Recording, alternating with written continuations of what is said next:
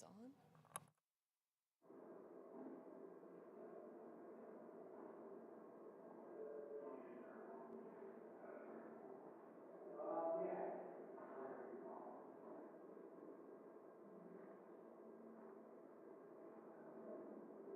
Button, respond when you're done. Make sure.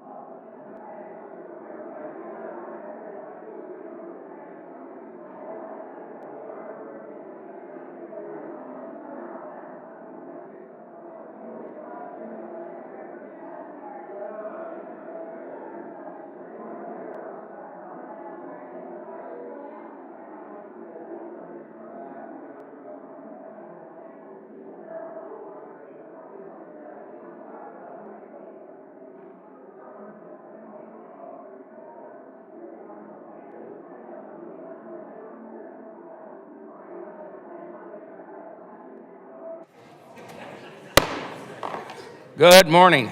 The committee will come to order.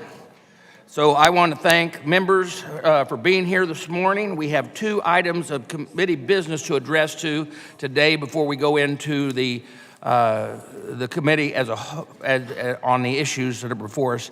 But as far as the business is concerned, a resolution is to assign Representative Kennedy to subcommittees on the House Committee of Veterans Affairs and make other changes to the subcommittee membership, and a resolution to issue a subpoena to the Department of Veterans Affairs for the production of documents related to VA's implementation of Executive Order 14019.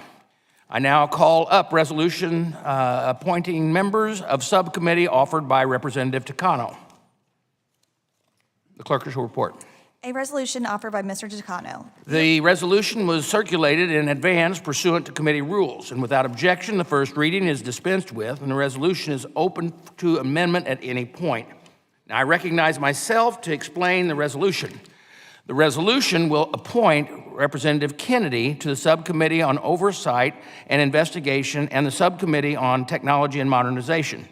It also moves Representatives Cheflis McCormick to Subcommittee on Health and Representative Landsman to Subcommittee on Disability Assistance and Memorial Affairs. Now, I am pleased, obviously he's not here right now, to welcome Representative Kennedy to the Committee on Veterans Affairs, and I think he'll be a great member to have. We will recognize him if he gets in a little bit. So that is what is before us, and I now recognize Ranking Member for any comments he might have on this resolution. Thank you, Mr. Chairman. I'd like to take a moment to welcome the committee's newest member, Representative Timothy M. Kennedy from New York State. Veterans Affairs is the perfect committee fit for Representative Kennedy. Outside of being an elected official, he is an occupational therapist and has been working for years to expand care options for people with spinal cord injury or a debilitating stroke. As a state senator in New York, Representative Kennedy secured over $1 million in state funding for a local clinic to renovate their space and purchase state-of-the-art physical and occupational therapy equipment. Representative Kennedy has already hit the ground running, having visited the Buffalo VA Medical Center with my staff last month to meet with staff and acting leadership. Representative Kennedy, we are excited to have your background and perspective as an occupational therapist on our committee. You will be joining our Technology Modernization and Oversight Investigation subcommittees.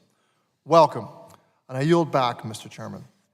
The gentleman yields back, and Mr. Kennedy, welcome to the committee. You have we are now moving a resolution to put you on the committee and put you on your subcommittees. So with that, no amendments were filed. Does any member wish to offer an amendment to the resolution? Hearing none, I now recognize Member Takano, Ranking Member Takano for a motion. Mr. Chairman, I move the committee approve this resolution. All those in favor say aye. Aye. Opposed? No. Independent chair, the ayes have it, and the resolution is agreed to. Welcome to the committee. Mr. Kennedy, would you like to say something? Thank you, Mr. Chairman, Ranking Member Takano, colleagues. I'm honored to be a part of this auspicious committee to do the great work on behalf of our nation, on behalf of our veterans, those that serve us, and the families that make the sacrifices to allow us to be the greatest democracy in the history of the world. It is truly a privilege to be a part of this committee, and I look forward to working with each and every one of you. Thank you. Look forward to working with you. Gentleman yields back. I now call up the resolution to issue a subpoena to the Department of Veterans Affairs for the production of documents, communications related to VA's implementation of Executive Order 14019, promoting access to voting. The clerk shall report. A resolution offered by Chairman Mike Bost, authorizing issuance. The resolution has been circulated in advance pursuant to committee rules. Without objection, the first reading is dispensed with. The resolution is now open for amendment at any point, and I now recognize myself on the resolution. When I became chairman of this committee, I did not expect we would be meeting about elections and voters registration. However, The Biden and Harris administration made this our business when they issued an executive order that told VA to get involved in voter registration activities. VA also made it our business today by ignoring the majority of my questions over the last several months. This executive order has drastically changed the role of federal agencies in the electoral process. Agencies have been directed to partner with approved nonpartisan organizations to provide voter registration services at agency facilities. You may wonder, what is an approved third-party organization? Well, it is the Biden-Harris administration defines what it means. Select what organizations fit that definition, and then won't disclose who these approved nonpartisan organizations are. That's unacceptable. Although it is clear that Biden-Harris administration thinks otherwise, Congress has a very good reason to want to know who these groups are. Through the executive order, the VA, Department of Justice, the Peace Corps, and every other federal agency has been told to use their resources to partner with states as voter registration agencies. For VA's entire existence, it has never operated as a voter registration agency until this executive order. In fact, in 2008, hold on, I think there's supposed to be a slide up on at this time, isn't it? I'll go ahead and go on. In fact, in 2008, California asked VA to become a voter registration agency. Then Secretary James Peake declined California's request because becoming the voter registration agency would, and I quote, diminish the agency's ability to fulfill its mission of providing medical care and benefits to veterans, end quote. Fast forward to 2021, the Biden-Harris administration took it upon themselves to direct every federal agency to agree to become a voter registration agency if asked by a state, regardless of whether it diminishes the agency's ability to fulfill its mission. As former Secretary Peake put it, if this was not concerning enough, the Biden-Harris administration, which planned and executed all aspects of the executive order, refused to share strategic plans that the VA and every other agency submit to the Biden-Harris administration. Folks, this is not how the Constitution says our system of check and balance is supposed to work. I've sent VA 3 letters asking straightforward questions about this executive order, and for nearly 3 months, VA has ignored most of them. Although the VA refused to explain themselves and won't answer my request, heavily redacted FOIA documents revealed that before the executive order was published, a career SES employee at VA questioned whether it was in veterans' best interest for VA to be a voter registration agency. And I'll quote from this email. We have a request from the 10th floor for us to take a look at voter registration and the impact operations in the medical center, end quote. The 10th floor refers to the office of the secretary. The email concludes with the following, quote, wanted to check in and confirm that VHA's thoughts on this have not changed. In other words, VA does not want to be a voter registration agency, as it would divert personnel and resources from the mission of providing care to veterans, end quote.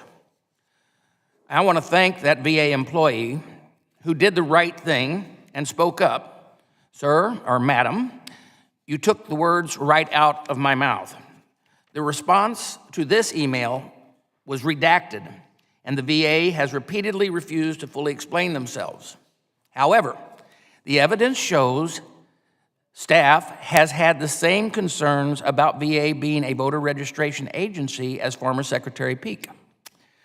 But this time, they were overruled by executive order and politicals on the 10th floor because VA is now a voter registration agency. But that's might be a problem there because there's only one place, only one place, and only one state where it's being done. But only in the state of Michigan. So I question why Michigan is a VA's focus despite having the fourth highest percentage of registered voters as a share of the voters' population in the 2022 election. Hardly a state that is lagging in its voter registration numbers. Michigan is, of course, a crucial swing state in the 2024 election. But VA isn't doing voter registration in all of Michigan. Now, VA is only registering voters in Saginaw and Detroit at facilities that cater to veterans living in the swing counties that have historically determined whether Michigan will go red or blue in the November election.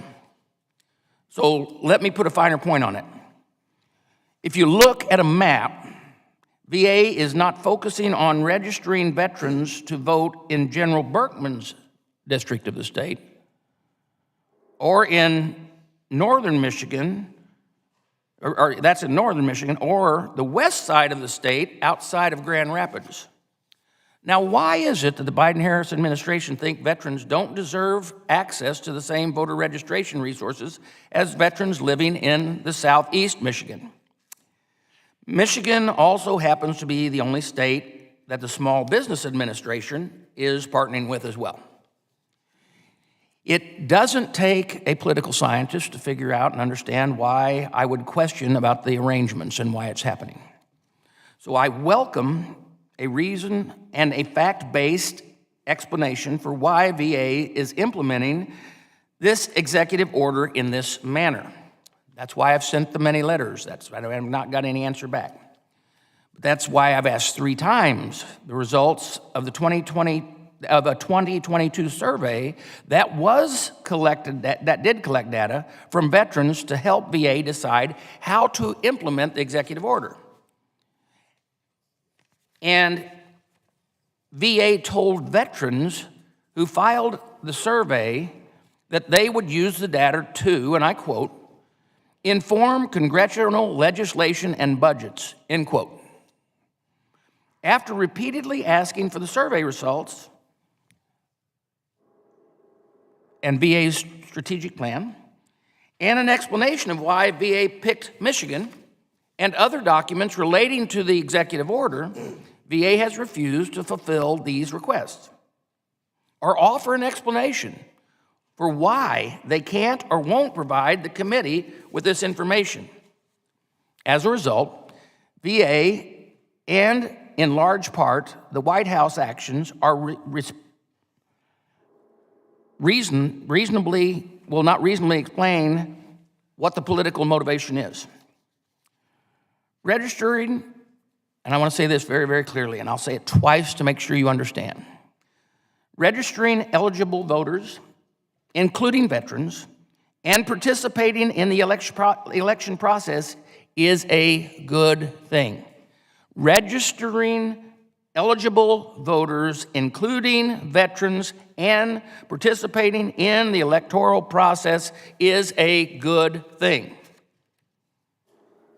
But this is about the politicians directing federal resources for their own benefit in one specific part of the country at the expense of veterans. For anyone out there watching this or sitting in this room who have ever waited too long for VA health care or wondered why it is such a frustrating process to get your benefits, understand that there are people in this town who view VA as a political tool, and it appears to me that they care more about the political motivation than they do of the concerns that our veterans have and providing the services to our veterans. This is concerning. and that's why I'm moving forward with the subpoena. And at this time, I would like to ask if any other members wish to comment. Mr. Ranking Member. Mr. Chairman, before I begin my comments, I'd like to recognize that today is World Suicide Prevention Day. And I'd like to say to everyone who may be watching this hearing, if you or someone you know is a veteran who needs help, dial 988 and press 1 for the Veterans Crisis Line. The crisis line is available 24/7 every day, and you are not alone. Again, dial 988 and press 1. Well, good morning and thank you, Mr. Chairman. Prior to our January 11th vote to authorize a subpoena regarding documents in the committee's investigation into sexual harassment at VA, this committee had not voted to issue a subpoena since 2016, when I held the gavel during the last 2 years of the Trump administration. This committee did not issue a single subpoena. There were plenty of occasions we could have issued subpoenas for the sake of performance over real oversight, but we chose to put veterans over politics. We relied on the independence of the Inspector General to thoroughly identify and investigate wrongdoing, and we chose not to interfere with ongoing investigations to score press and media hits. Yet now, the Republican majority, this Congress, has threatened to subpoena VA on at least a dozen occasions for its supposed failure to comply with the majority's impossible requests. This severely cheapens this committee's oversight authority. Now, we have been through this exercise several times before under the current majority, and this script is highly predictable. The chairman makes a vague, onerous, and overly burdensome document request of VA with a purposely unmeetable deadline. VA produces documents in response to the request. The majority doesn't like the answer they receive, screams that VA failed to meet their unmeetable deadline, and then threatens to, or in this case goes through with, issuing a subpoena to compel VA to produce documents they don't have, are already trying to produce, or have already produced. The question we must ask is why we see such temper tantrums from our current majority. It is not out of an earnest desire to acquire information and hold VA accountable for its failings. No, clearly it is not. Rather, this subpoena resolution and frankly the hearing that will follow is a red herring to distract veterans from the truth that this Republican majority has absolutely nothing to show for its time in charge other than chaos, dysfunction, and paranoia. I hope the veterans who are watching this hearing see the subpoena for what it is, an anti-democratic and purely political effort to stoke conspiracy theories and ultimately suppress efforts to help veterans and their caregivers vote. So why does the majority want to suppress the votes of veterans and caregivers? We should all want veterans and caregivers to be able to vote. With how much control elected officials wield over veterans' health care and benefits, the stakes are enormously high for veteran voters, and their voices should be heard.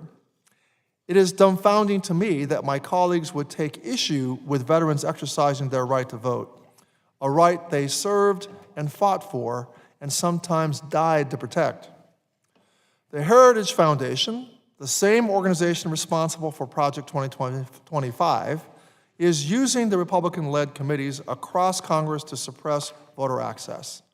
They have literally published a public-facing memorandum outlining strategies to frustrate efforts to encourage Americans to exercise their fundamental right to vote. But what makes this subpoena particularly weird and confusing is that its underlying premise is that VA should not promote veterans' access to voting, though it had been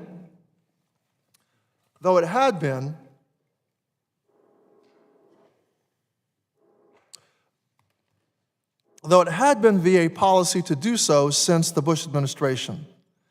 This policy was most recently renewed during the Trump administration. Now, I want to say this again. This policy has been in place since the Bush administration, and it was renewed under the Trump administration. So it is not a radical departure from VA policy. Even weirder, the law underpinning this policy and President Biden's executive order has been in place for 30 years. The National Voter Registration Act explicitly allows states to request that federal agencies or non-governmental agencies accept the designation as a voter registration agency. Now, pursuant to this law, VA is partnering with the state of Michigan to be a voter registration agency, but VA has considered partnerships with Kentucky, Georgia, Hawaii, Pennsylvania, and Nevada to help veterans access the polls. Yet the majority is insistent that VA's efforts constitute electioneering or in some sort of partisan political effort to affect voting in swing states and districts. How is registering veterans to vote, no matter where they are, inherently partisan or political? Through a partnership with Michigan, VA is providing registration assistance to veterans in very limited circumstances when processing a change of address or during a public contact team appointment. VA employees were given training by state officials, which included a review of prohibited partisan political conduct while assisting veterans with registration as required by law. If my colleagues were so concerned with states and agencies following the letter of the National Voter Registration Act, why aren't they spending their time repealing that act? Instead, my colleagues are attacking VA for helping veterans register to vote. They are making a mockery of the committee's subpoena authority to the most anti-democratic end I've ever witnessed on this committee.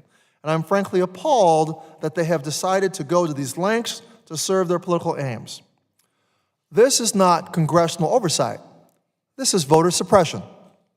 In the hundreds of documents VA has already produced for the majority, there is nothing to indicate that VA has violated the law in any way.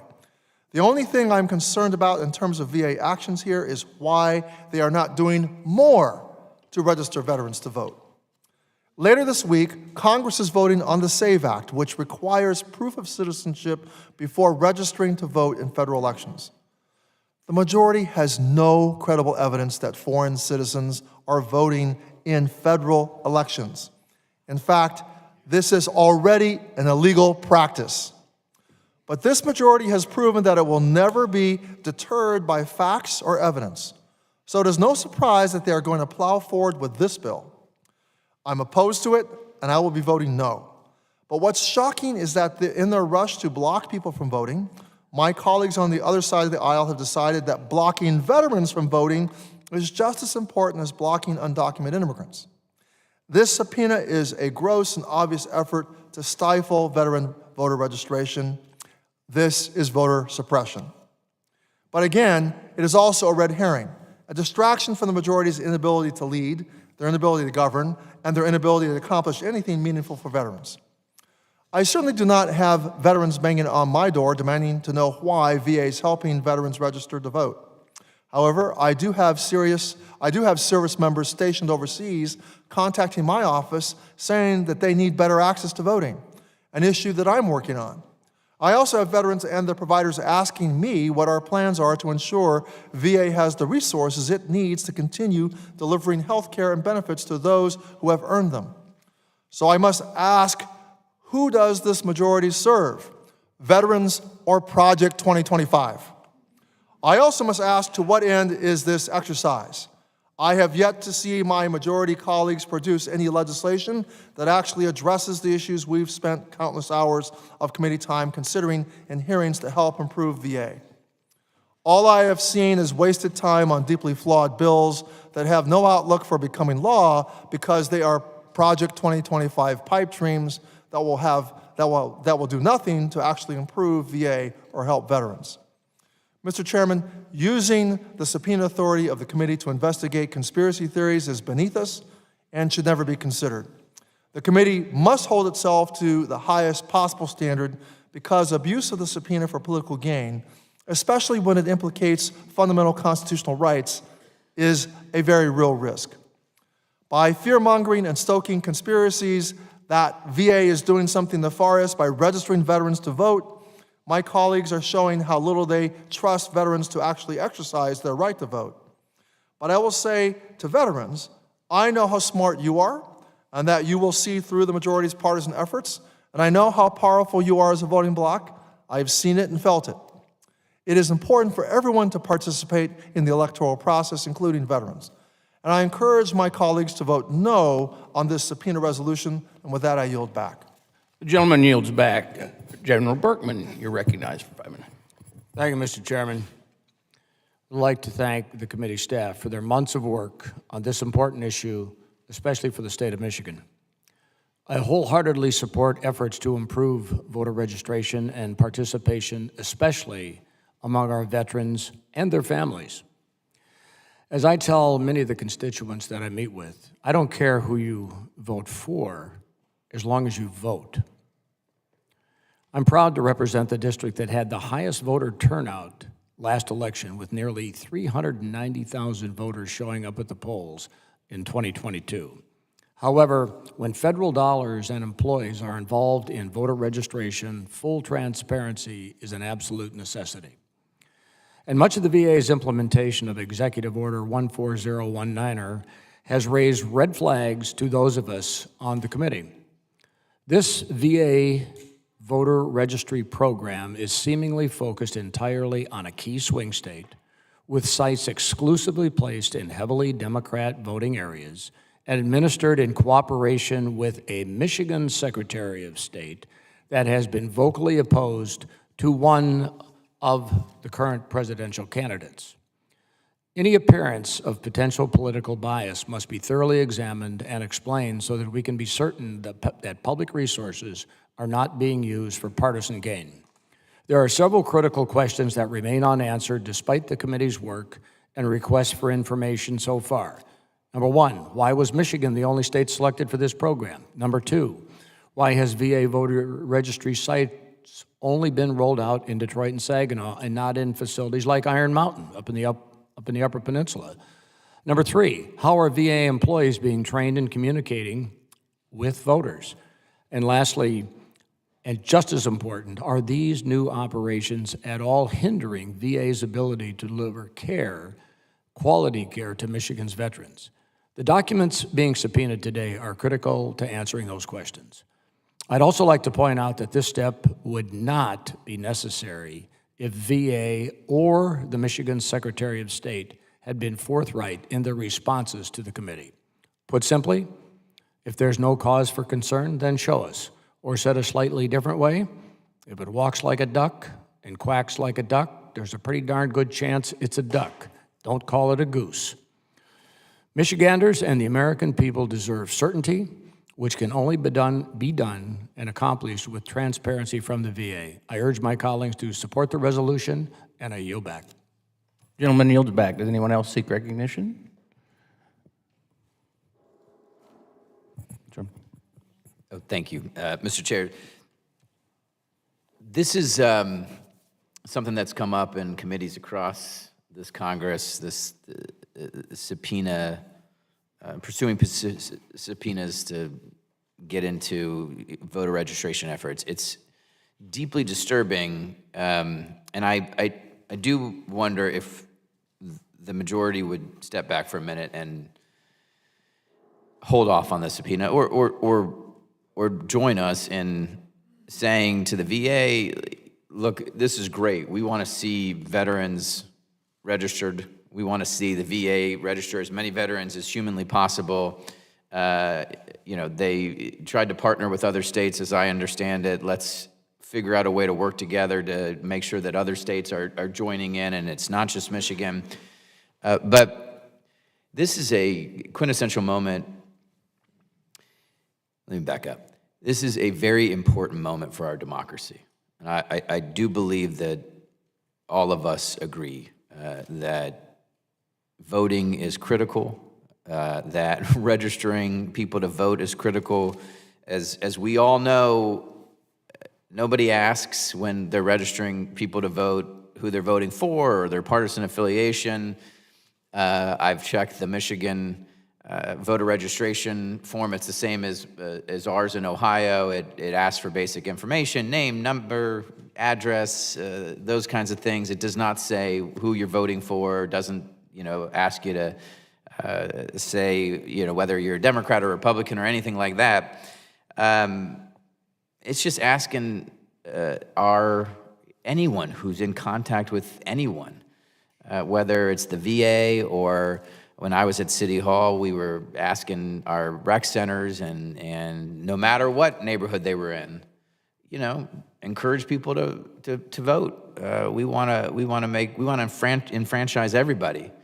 We want everyone to participate. The stronger our democracy is, the better. Period. And the more people that vote, the better. The stronger our democracy. And I really think it's a bad idea to issue a subpoena asking the VA to get into why they're helping register veterans to vote, or making sure their veterans are registered to vote so that their votes are counted. It's a bad idea in that most people will see it for what it seems to be, which is voter intimidation. This idea that we're going to scare folks at the VA or at the SBA, because we did this in the SBA or whatever agency. We're going to scare public employees away from encouraging veterans to ensure that they're registered. That's what it'll look like to a lot of people.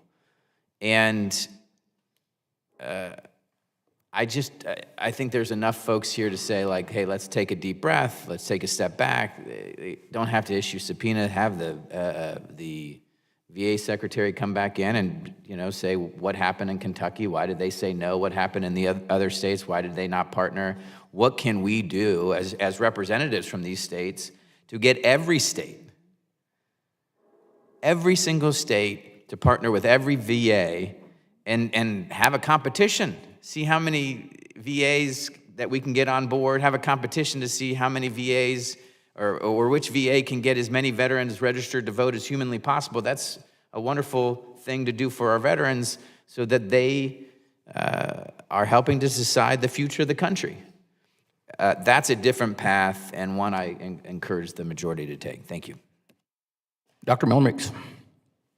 Thank you, Mr. Chair. I had no intention in speaking on this, but first and foremost, every single person on this dais has been sworn an oath to protect the Constitution and to uphold the Constitution. And the last time I checked, states have the authority to conduct elections, not the federal government. It is the provision of the states. If, in fact, you want the federal government to participate in the election process, then pass a law, not an executive order.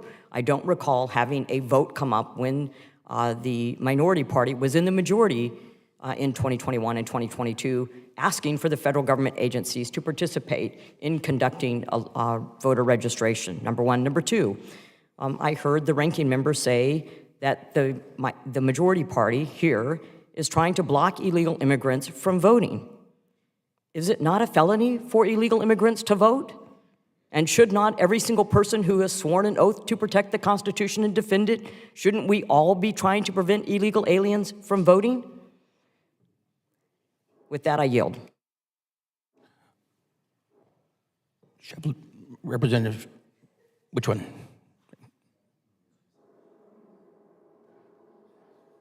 Sheplis McCoring, you're recognized. Thank you so much. Just to that comment, I just want to make it clear, illegal immigrants are not able to vote. And what this is about is to make sure our veterans who have sacrificed their time, their life, their family, actually are being aware that they need to just register to vote. And as our colleague mentioned, there is no line that says what party you're voting for, and we would love to have more cities, more states participating in it to make sure that everyone is actually being registered. So I do think that this is misplaced for the subpoena. We should be looking at how do we expand and make sure that all of our veterans are actually participating within the system that they actually swore to protect and defend. And we do have a constitutional obligation, and that constitutional obligation is to make sure our veterans have a seat at the table and they can articulate their God-given right to vote. So I do think that this subpoena request, this hearing, or this business is actually misplaced. And we shouldn't be making it partisan, but looking at how we can actually expand it. I yield back. Gentlewoman yields back. The gentleman and Representative Self. Just a couple of comments. First of all, thousands of illegal immigrants are being removed from state voter rolls as we speak across America. And secondly, just a quick story. During the August work period, I was handed something from something called the Voter Participation Center, and this goes well beyond the VA, because the Voter Participation Center in Texas, and I realize Texas is not being addressed here, it was filled out, completely filled out. All it required was a signature of a 16-year-old high school girl. I'm concerned with the basis of who they are partnering with across America, to include Michigan. I question the very organizations because they all kind of have a voter participation in their title, and I yield back. Gentleman yields back. Representative Ramirez. Thank you, Chairman. I'm going to yield for 30 seconds to my colleague here to the right, and then I'll go back.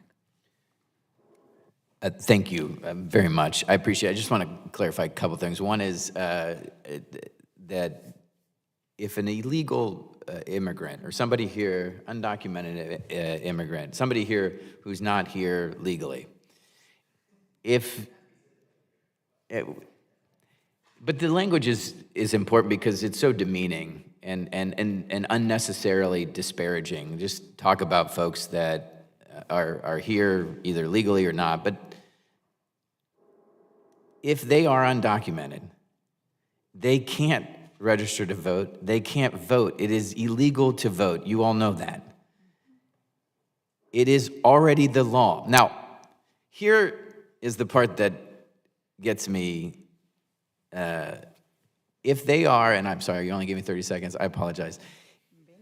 If all of think about this, why would they try to go register to vote? You know what would happen if they tried to go register to vote? They go home. No one is trying to do this. No one is trying to do it. But the larger point here is that we want to enfranchise as many veterans as we possibly can. This isn't about running elections. That's not even remotely close to what folks are trying to do. Everyone should be trying to register as many people as humanly possible, every veteran in every state, period. That's it. I yield back. Thank you. You yield back to me, right? Yeah. So now I had to cut my remarks here. I mean, I think we're clear here. Non-citizens cannot vote in elections, and since we have proven that over and over, now you're coming for veterans, U.S. citizen veterans, by the way, who should be voting. This subpoena is the opposite of serving our veterans. It is in direct contradiction of delivering better outcomes for these communities. I agree with Ranking Member Takano here. This subpoena is just another tactic to use veterans as political pawns, to spew misinformation, which is what we do here all the time, and to suppress veterans' right to vote. Every veteran and caregiver deserves, every U.S. veteran and caregiver deserves access to voting, and it's anti-democratic and an attack to diminish efforts that expand voting access for our veterans. I mean, look, I echo my colleagues here and I ask, instead of coming after places that are helping our veterans get registered to vote, why are we not asking, how do we make sure this happens in every single state and across the board? Why are we not doing more to register our veterans to vote? Why are we not doing more to ensure veterans are meaningfully engaged in our civic process? Why are my colleagues on the other side of the aisle intent on serving dark political interests rather than serving our veterans? Our veterans deserve better, and frankly, we owe it to them to do better. I look forward to working with our ranking member and hopefully all members of this committee to better support veterans and caregivers in how they choose to exercise the right to vote. I will not be supporting the subpoena or any voter suppression tactic, and I yield back. Representative Van Orton. Thank you, Mr. Chairman. I just got back from my district. That's the 3rd congressional district of the state of Wisconsin. Big ag district. Spent a lot of time in dairy barns, and be honest, I didn't think I would smell manure like that here in DC, but thanks to a couple of my colleagues, I have, because this is just foolish. The ranking member said that he trusts veterans to make sure they understand what's going on and to make the right decisions. He himself is a veteran. Jen Kiggins is a veteran. Morgan is, I am, Scott is, Marionette is, Jack is. Every single veteran, and so is the chairman. Sorry about that. Semper Fi, Marine. Every single veteran here present says what you just said is manure. All of us. So if you trust veterans, trust us, sir. And we're telling you what you're saying is a lie. And what you just said, ma'am, is a lie. And Mr. Landsman, awesome, first 5 minutes, and then you just went right into the can. Okay? You told the truth. You was very thoughtful. I appreciate it. I paid super attention because what you're really asking solid questions. I appreciate that. It's a colloquy, right? We're here to convince people with the power of our rhetoric. And you did that, and then you lost the bubble. So we're not doing this. I fought for your freedom, Mr. Takano. I've had 50 of my friends killed for your freedom, Mr. Takano. I've had 21 of my friends commit suicide because they couldn't bear the burden of fighting for your freedom, sir. And for you to sit here and lecture me that we're trying to suppress the vote is disgraceful. There's no other way to describe that. We don't want to suppress the vote. What I'd like to know from you, sir, what's the PVI, the Cook Political Voting Index, of where you're going to put these stations? What is it? Do you know? You don't. You know why? Because your staff wrote that brief that you just told us about. Just read a brief that a staff wrote for you. It's not how this committee is supposed to be comported. That guy right there, Mike Levin, I respect him tremendously. He never would have said some of that junk that you did. So I'm doing this to you VA people. I represent Toma VA Center. I am offering and extending a formal invitation to the Veterans Affairs Administration to put one of your voter registration booths in Toma, Wisconsin, which is as red as the Marine Corps flag. Do that and we'll stop talking. Until then, you're done. I yield back. Gentlemen, yield back. Anyone else seeking recognition? Seeing Mr. Kennedy. This is probably something you really want to speak on the very first thing out. Yeah, thank you. Thank you, Mr. Chairman. Look, this may be my first day on the committee, Mr. Chairman. It's not my first rodeo. And, you know, the stink I think my colleagues smell is coming from the other side of this room. Look, we all are on this committee for a reason. To take care of our veterans and those that have sacrificed for our country and the families that sacrifice each and every day to protect our country. And we owe it to them to be better than the disgraceful name-calling debate that's happening on this day as today. And I would ask, Chairman, to strike 2 lines from my colleague across the aisle calling our colleagues on this side of the aisle lies. I think it's important that we have an honest debate about what's happening here. And I think what the ranking member Takano stated is very clear, that there hasn't been a subpoena since 2016 on this committee. That's now 2 different presidents, 8 years. And what we're looking for here is a conversation about expanding voter access for our veterans. This wasn't one state that was uniquely chosen. This was open to many states. What we are asking for is that this be expanded. We're looking for, regardless of political stripes, for every single veteran to have the opportunity to be registered to vote. And quite frankly, to make it easier for them to vote by having access when they go to get the care that they've earned and they deserve at the regional VA. So Michigan took it upon themselves to pilot a program, 2 different areas of the state.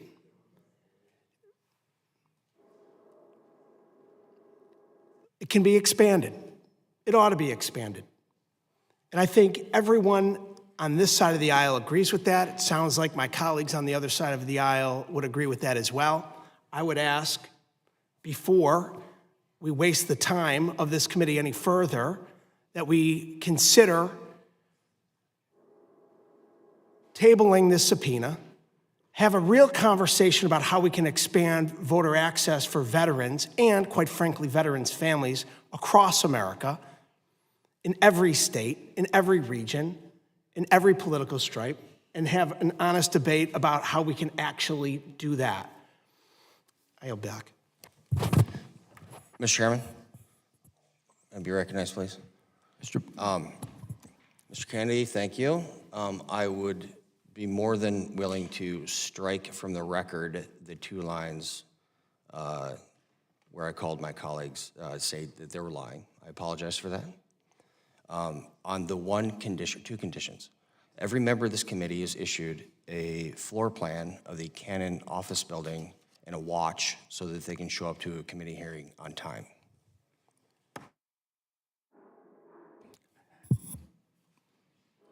Anyone else?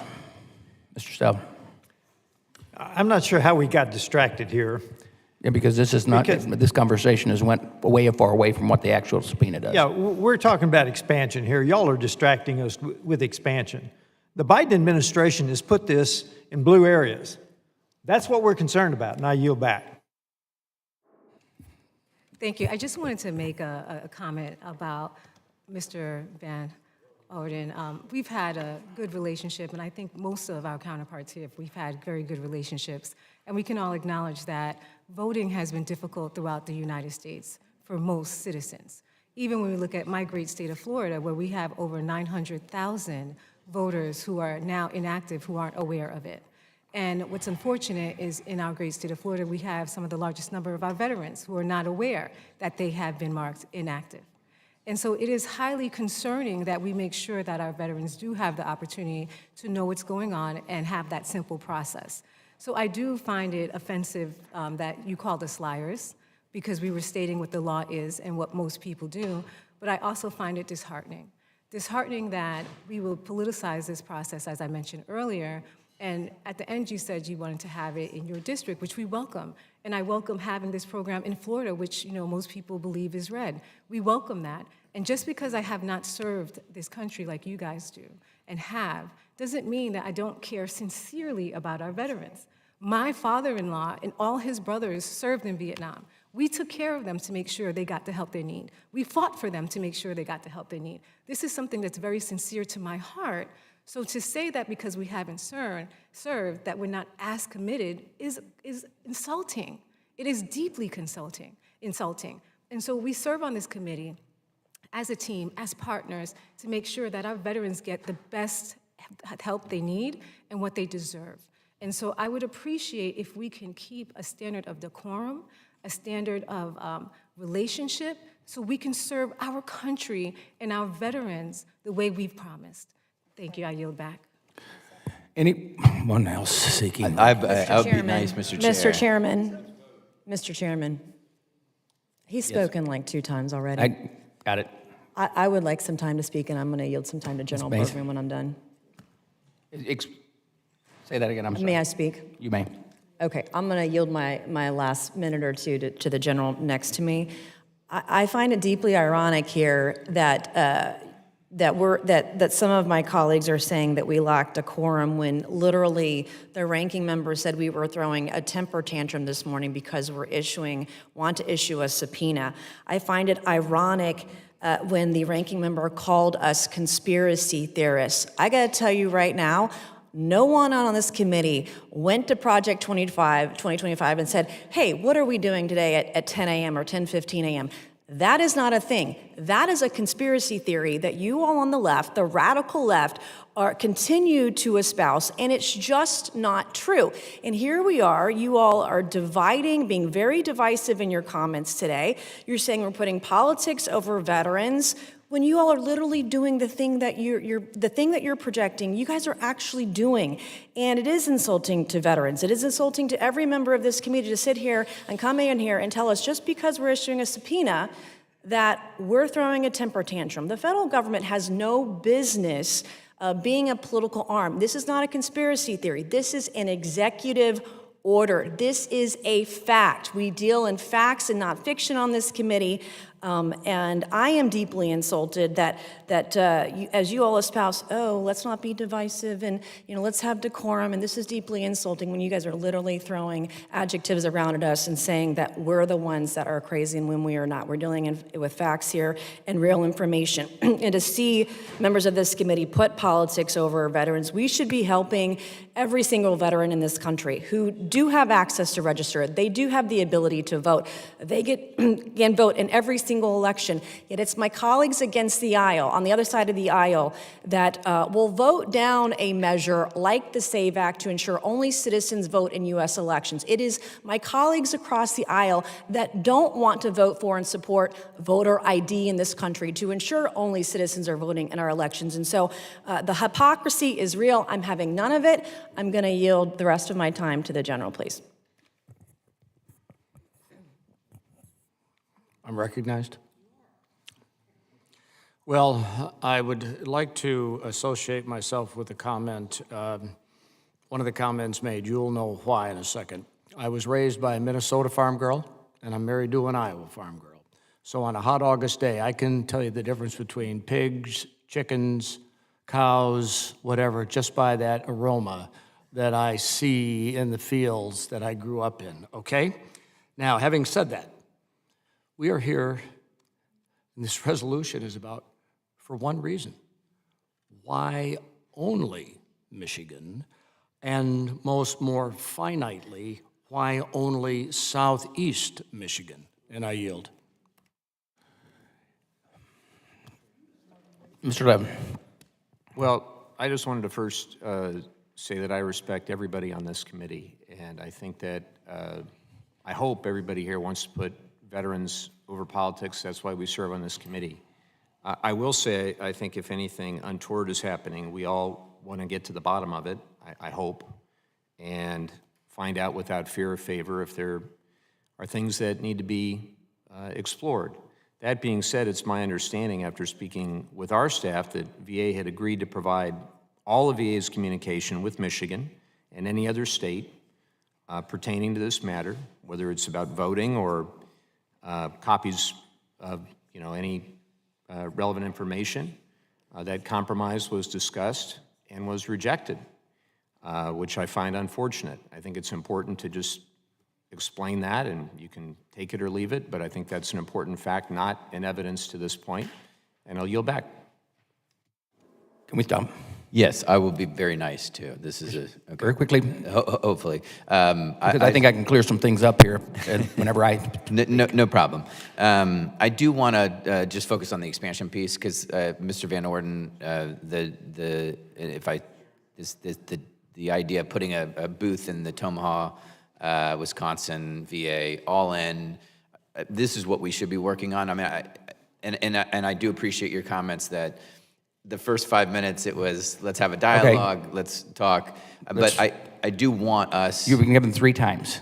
Yeah, this is an important debate. I mean, I understand, Mr. Chair, you want to move on, but like this is, and I know you guys have something to do, whether or not our veterans are getting help across the board in terms of, including registering to vote is really important. I think the subpoena is a mistake. I do. I think this is a very bad mistake. However, I'm saying we should work together to expand. Thank you, and I yield back. All right. As the chairman, I'm going to cut this off. And here's what I'm going to say.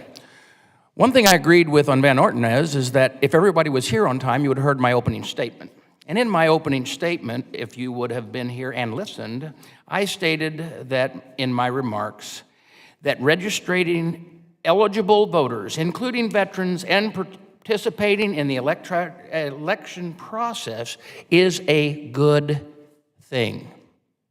Now, in response to this subpoena and why we're doing it, this committee has subpoena power, as does every committee in this Congress. To the comment that we don't do this on a regular basis, we don't do it on a regular basis because normally we get the answers to us so that we can make our decisions of oversight. The reason that, and I'm going to explain this, I don't know what your staff heard, but I'm going to tell you what my staff was told. Their feet were being drugged, they were not giving us the information, and we have asked for it for 3 months, and that's why we're bringing it forward, and as chairman, that's my responsibility to do that. As far as incurring and blocking anyone from voting, I do want everybody to vote. Once. I come from Illinois, and sometimes they vote several times. And I want them to be alive, but that's a whole different story. Let me also say this. There's been a lot of rhetoric thrown back and forth here. The real issue is we are requesting information from an agency because we are the oversight committee of that agency. And when we ask for that information, it should be sent to us so that we can make decisions.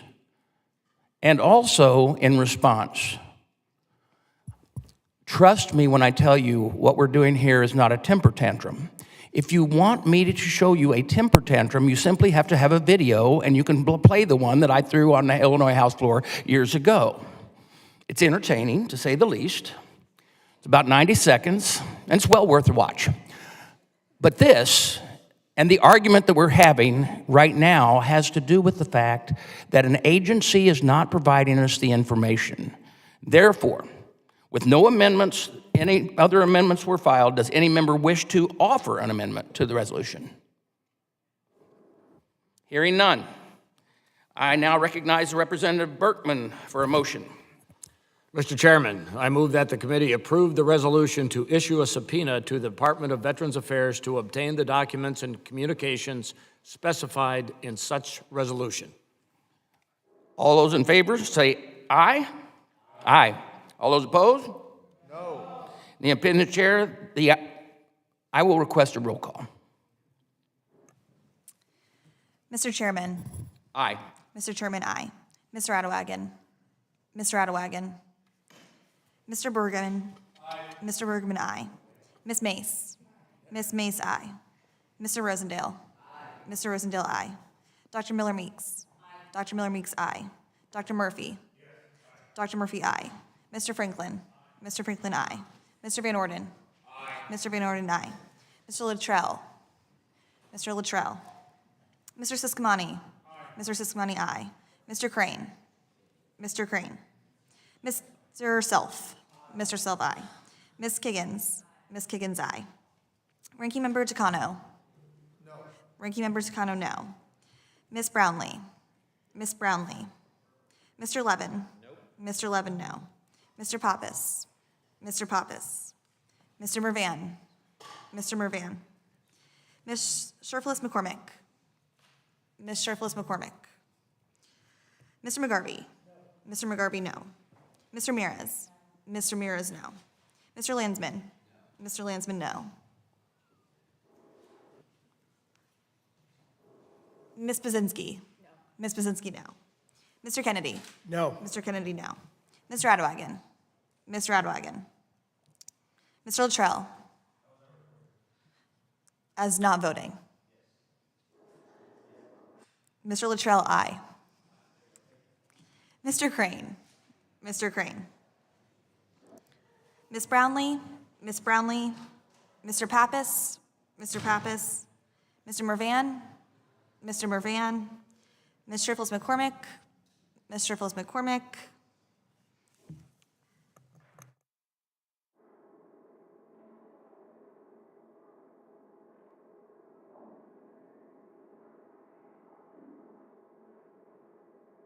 Mr. Chairman, the vote is 12 yeas and 7 noes.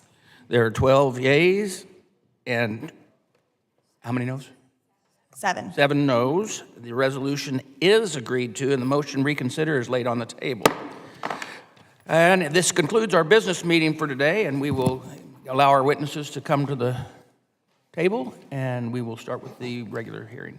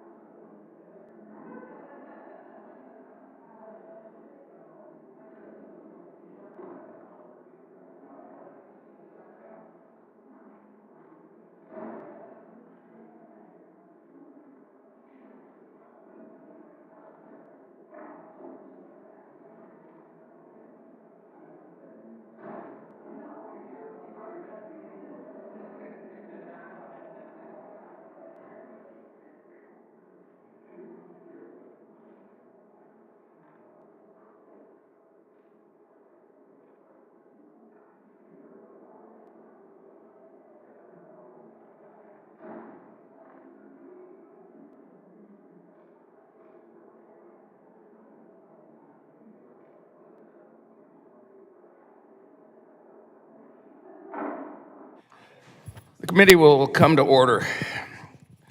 Before we get started, I want to ask unanimous consent that Representative Obernolte and Representative Crow be able to sit at the dais and participate in questioning. Hearing no objections, so ordered. Throughout this Congress, this committee has conducted rigorous oversight of the Biden-Harris administration management of VA. It is our bipartisan responsibility to make sure VA is properly serving veterans, period. We have investigated leadership mismanagement, misconduct, and ineffectiveness at medical centers across the country. This includes Aurora, Colorado, Hampton, Virginia, Loma Linda, California, Mountain Home, Tennessee, Buffalo, New York, medical centers, among others. The committee has also examined allegations of individual misconduct, including sexual harassment against senior leaders throughout the VA. As I said earlier this year, this behavior has no place at VA, and I will always do my part as the chairman of this committee to put a stop to it. One of the despicable examples for such misconduct are the recent sexual harassment and sexual assault allegations coming out of the Mountain Home, Tennessee VA Medical Center. Employees who work at this facility have outlined at least 3 different instances of alleged sexual harassment or sexual assault that occurred within the facility. If this was not bad enough, the Mountain Home VA leadership allegedly knew about some of the allegations for nearly 6 months, but never intervened. Now, another example of misconduct is a coordinated decision by senior leaders to give critical skill incentives bonuses to nearly every VA central office executive. As chairman, I have also encouraged whistleblowers to expose waste, fraud, and abuse of resources and violations of law and policy. Whistleblowers know when the bureaucracy has lost its way. And that's why my oversight team has spent hundreds of hours talking to them and conducting oversight visits. Now, unfortunately, we've seen a lot of mismanagement and misconduct, a lot of things that should not be happening, a lot of things that veterans and taxpayers expect us to end. And it is these scandals, there is one constant, a complete lack of accountability within the VA. We have seen this administration fail to effectively lead the federal government, and unfortunately, VA is no different. Senior leaders and managers in VA must be held responsible for employees they supervise and the work environment they create. Setting a positive example for employees on how to properly serve our veterans is not optional. But time and time again, when VA leaders and management are inept, commit misconduct, or create hostile work environments, they are never held accountable. Instead, such leaders are left in place and collect a healthy paycheck until Congress, the Inspector General, or the press find out. But even then, offenders usually get shuffled to another office to cause more problems while still collecting the same large paycheck. In one case, a medical center director was moved into a VHA administrative position after being found to create a psychological and unsafe and dangerous workplace. But it gets better. The VA later found this individual routinely engaged in inappropriate conduct that created a toxic work environment in the new office the leader was now moved to. So I asked this administration to help me understand how moves like this make any shred of sense. In another example, a facility director who mismanaged medical providers' clinical performance reviews, which could have led to poor veterans care, was merely reassigned to a cushy VHA office. This lack of accountability is not fair to all the others hardworking VA employees, many of which are following our fellow veterans, or those veterans who rely on VA for their care and benefits. I introduced the Restore Accountability Act of 2023 last year to prevent these bad apples from lingering around VA and collecting paychecks from the taxpayer. This legislation would restore the authorities in the 2017 Accountability Act and would allow VA to timely and appropriately discipline employees.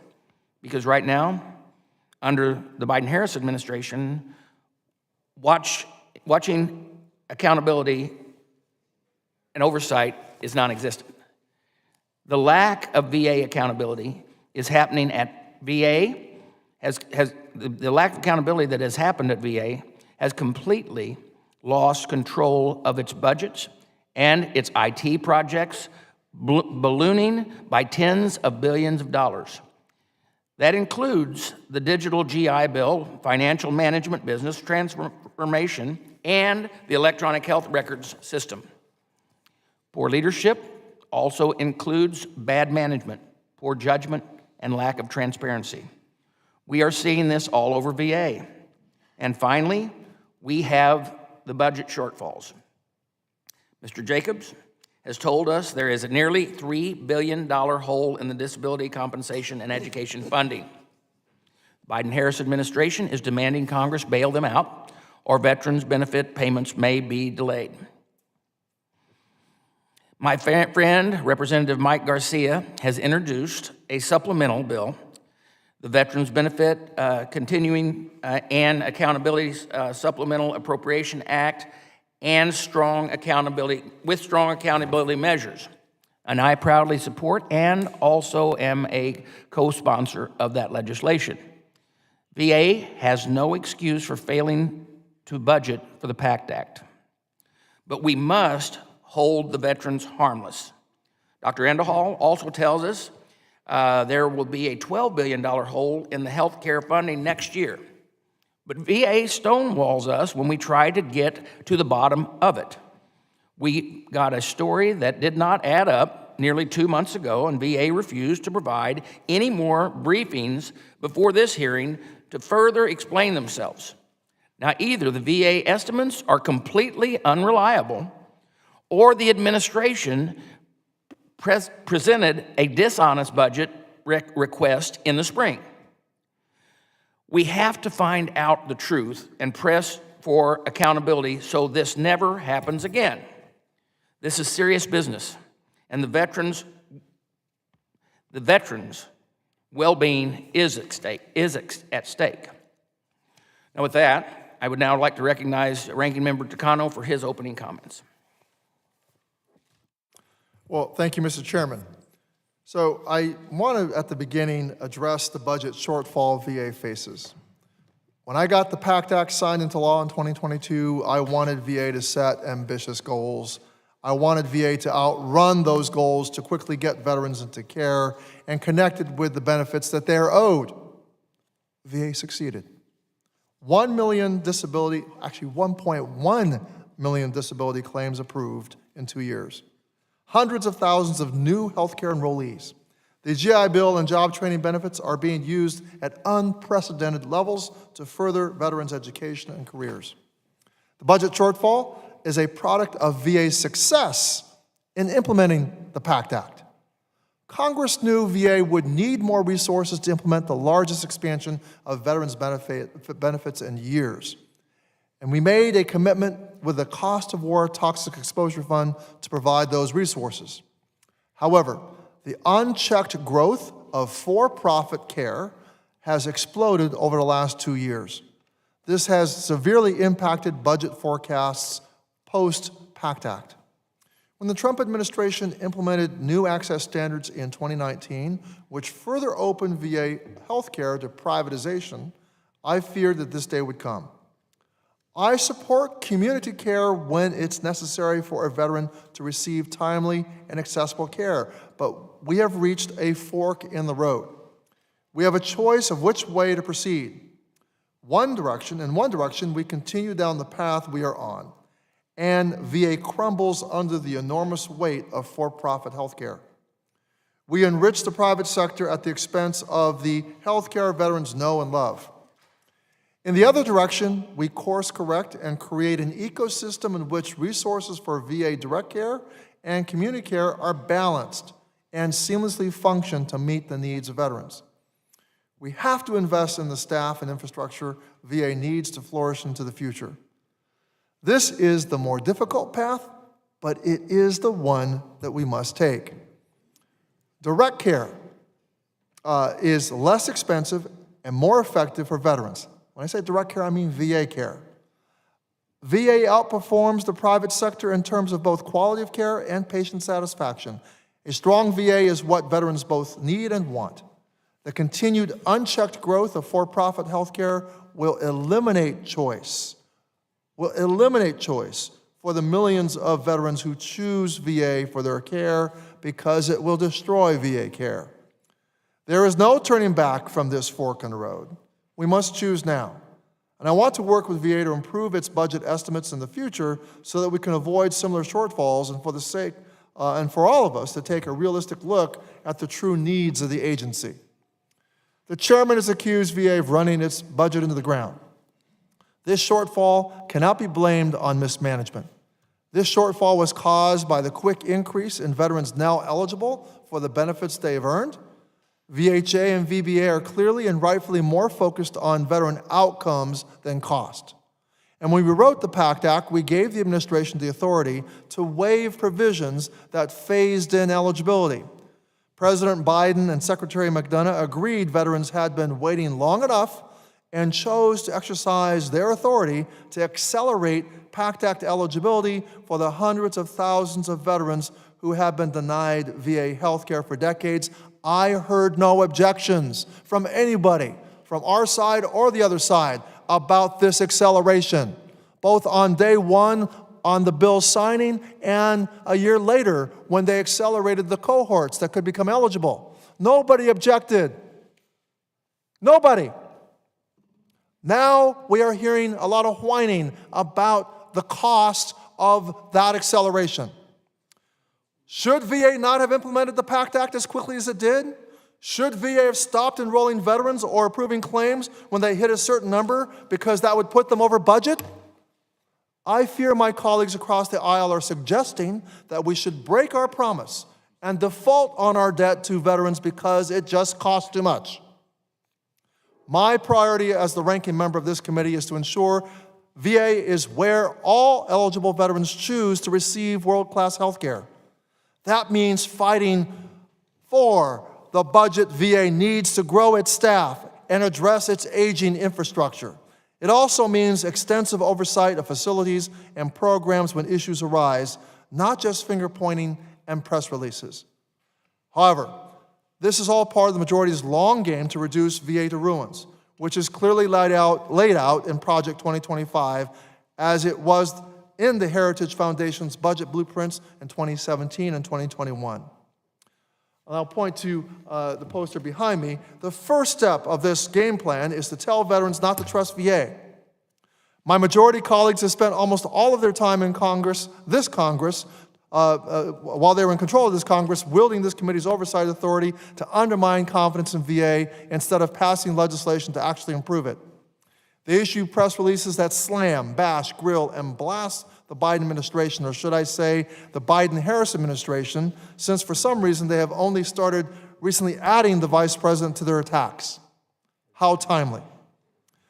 The second step is to starve VA of resources. And as we know, due to the massive success of the PACT Act, more veterans than ever are now enrolled in VA health care.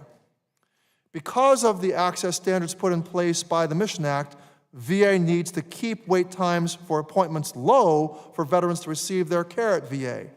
To push wait times down, VA needs to hire more clinical staff. To hire more clinical staff, VA needs competitive salaries. To be more competitive in the market, VA needs the authority and the budget to pay clinicians what they deserve. But when VHA is spending at least a third of its healthcare budget on referring veterans care into the private sector, those dollars end up in the pockets of providers who sometimes are earning as much as 3 times what VA employees earn. Salary caps are driving clinicians away from VA. And when VA doesn't have the clinical staff needed to see patients, wait times increase, and then VA is forced to send even more care into the community. VA's aging infrastructure also has a direct effect on wait times, and VA is similarly put in the position of choosing between upgrading its facilities, opening new ones closer to where veterans live, or paying for private care, and that cycle of resource starvation continues. The third step in the Republican plan to destroy VA is to privatize more care.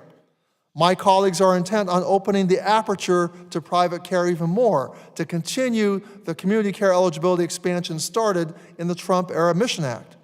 Their solution is to always send veterans to the private sector and never to invest in VA employees or facilities. And finally, the cycle restarts. The rinse and repeat.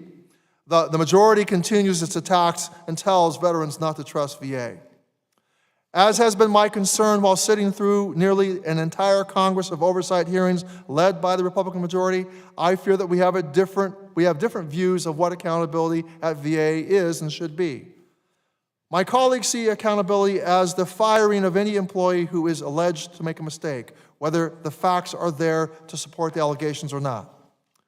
I submit we cannot fire our way to success, and every employee is afforded the constitutional right to due process. A show trial in this hearing room is not due process. VA employees at all levels bear enormous responsibility for providing care and benefits to veterans, from housekeepers who ensure clean and sterile clinical environments to the claims processors who help veterans receive their earned benefits, to the executives who steer some of the largest integrated health systems in the country. Every employee plays a role in achieving VA's mission. Accountability is about treating the challenges VA faces across the enterprise as opportunities. Now, this is not to say that there are not instances of mismanagement or failure to meet the standards we require of those who care for our veterans. In those instances, there are clear processes for investigating wrongdoing and carrying out proper disciplinary action. VA has a host of challenges, as does any organization of its size. And when issues are brought to this committee's attention, we take them seriously. We spend a substantial amount of time on oversight of VA facilities, which is justified and warranted. However, as I stated earlier, the amount of VA's budget supporting for-profit health care has risen significantly, with the VA on track to spend almost 3 times as much on community care as it now did before Trump's Mission Act was implemented. Yet, the Republican majority has not dedicated a single oversight hearing to for-profit health care since they've held the gavel. Not a single oversight hearing on for-profit health care since they've held the gavel. Instead, my Republican colleagues have pushed back and thwarted every attempt at greater accountability for-profit health care. At a time when more veterans get their care from non-VA providers than ever before, it is dangerous for us not to extend our focus on access, patient safety, and accountability to taxpayer-funded care received outside VA. The Government Accountability Office and Inspector General have sounded the alarm in report after report. But this Congress has stood idly by and sent more dollars out to these for-profit healthcare systems without even asking if veterans are getting adequate or timely care, and if this is a good return on the taxpayer's investment. Today, my colleagues are using VA's budget shortfall and other challenges to chip away at the public's faith in the agency. They won't be satisfied until it is merely a shell that pays the bills and nothing more. In other words, they want to voucherize VA healthcare. We are going to spend this hearing, like we have all the others, with loud, screaming demands for people's heads. And where does that leave us? No meaningful change and no solutions from this committee for veterans. I'm going to use this hearing to meet my congressional responsibility, which is to gather information and to use it to develop and improve policies that strengthen VA so that it remains the best place for veterans to receive care, and it is what they are owed. Thank you, and I yield back. Thank you, Mr. Takano. And with that, we want to now turn to our witnesses' testimonies. Testifying before us today, we have the Honorable Michael J. Missel, Inspector General of the Department of Veterans Affairs. From the VA, we have Undersecretary Sharif Endahal and Undersecretary for Benefits Joshua Jacobs and Mr. Edward Murray, Acting Assistant Secretary for Management and the Chief Financial Officer. Will the witnesses please rise and stand and raise their right hand? Do you solemnly swear that the testimony you're about to provide is the truth, the whole truth, and nothing but the truth? Thank you. You may have your seats. Let the record reflect that the witnesses answered in the affirmative.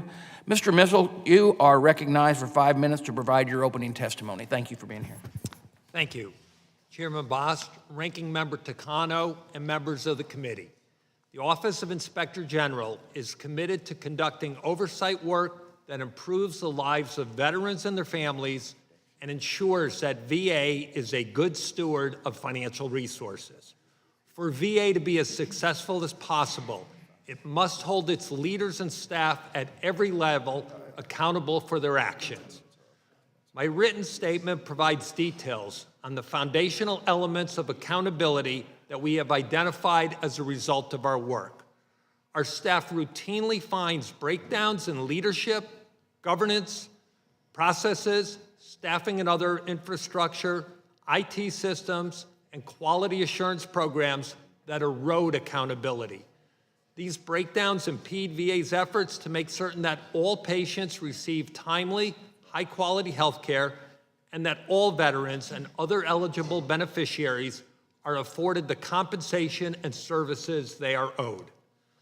Some of the most concerning examples are found in medical centers. We recently issued a number of reports on the VA medical centers in Hampton, Virginia, and Aurora, Colorado. They serve as case studies on how veterans' care is affected when leaders fail to uphold a culture of accountability dedicated to patient safety and zero harm. The Hampton reports highlight avoidable delays in cancer treatment, failures to conduct quality reviews, and substandard surgical care. The Aurora reports identified leadership failures that created a psychologically unsafe environment that resulted in significant turnover of clinical leaders. In a system as large as VHA, we recognize that mistakes happen.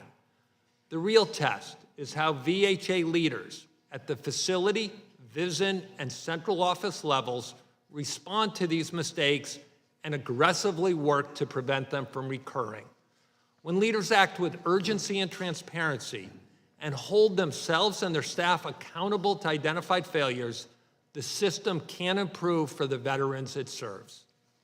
We have also recently testified and published reports on quality assurance weaknesses within VBA that affected both beneficiaries and VA's stewardship of taxpayer dollars.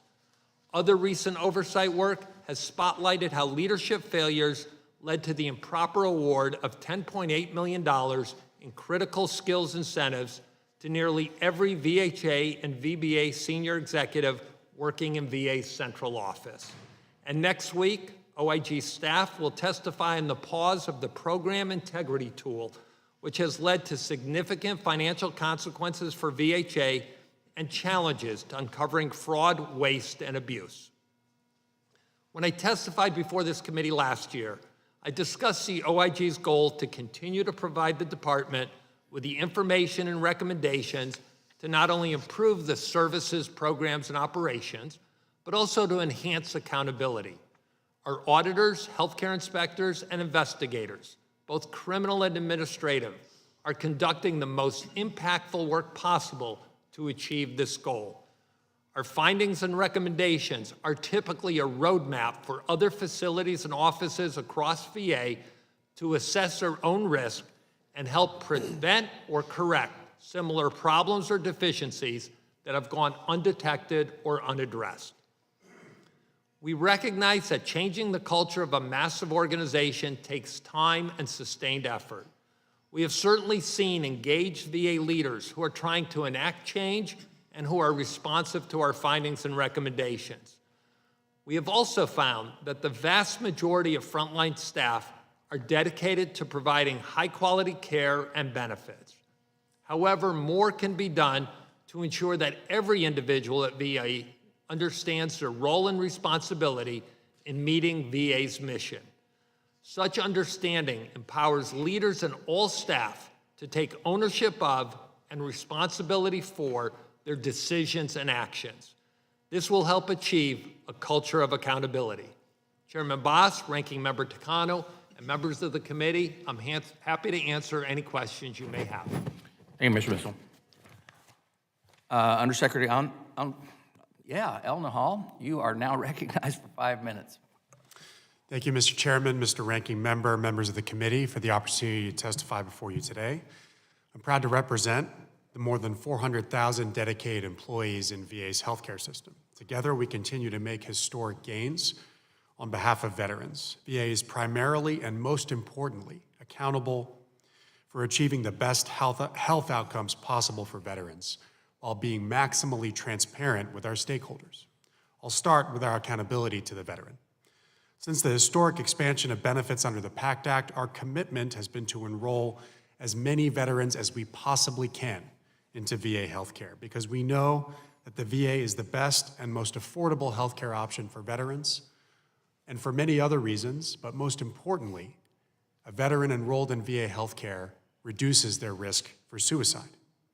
That's why beginning March 5th, we made new groups of veterans eligible for VA healthcare years earlier than required by the law, including every veteran deployed to a post-9/11 mission, regardless of their conditions or service connection. And any toxic exposed veteran, exposed abroad or at home, also qualifies for direct enrollment. We've also held thousands of outreach events over the 2 years since the PACT Act to meet veterans where they are. At our second Vet Fest events this year in Fayetteville, North Carolina, we met Vietnam veteran Danny Cox. Danny came to learn more about toxic exposure screenings and healthcare eligibility. Years ago, Danny's service did not qualify him for VA care, and he didn't have high expectations. So he was, quote, over the moon to learn that thanks to the PACT Act, he is now eligible to enroll.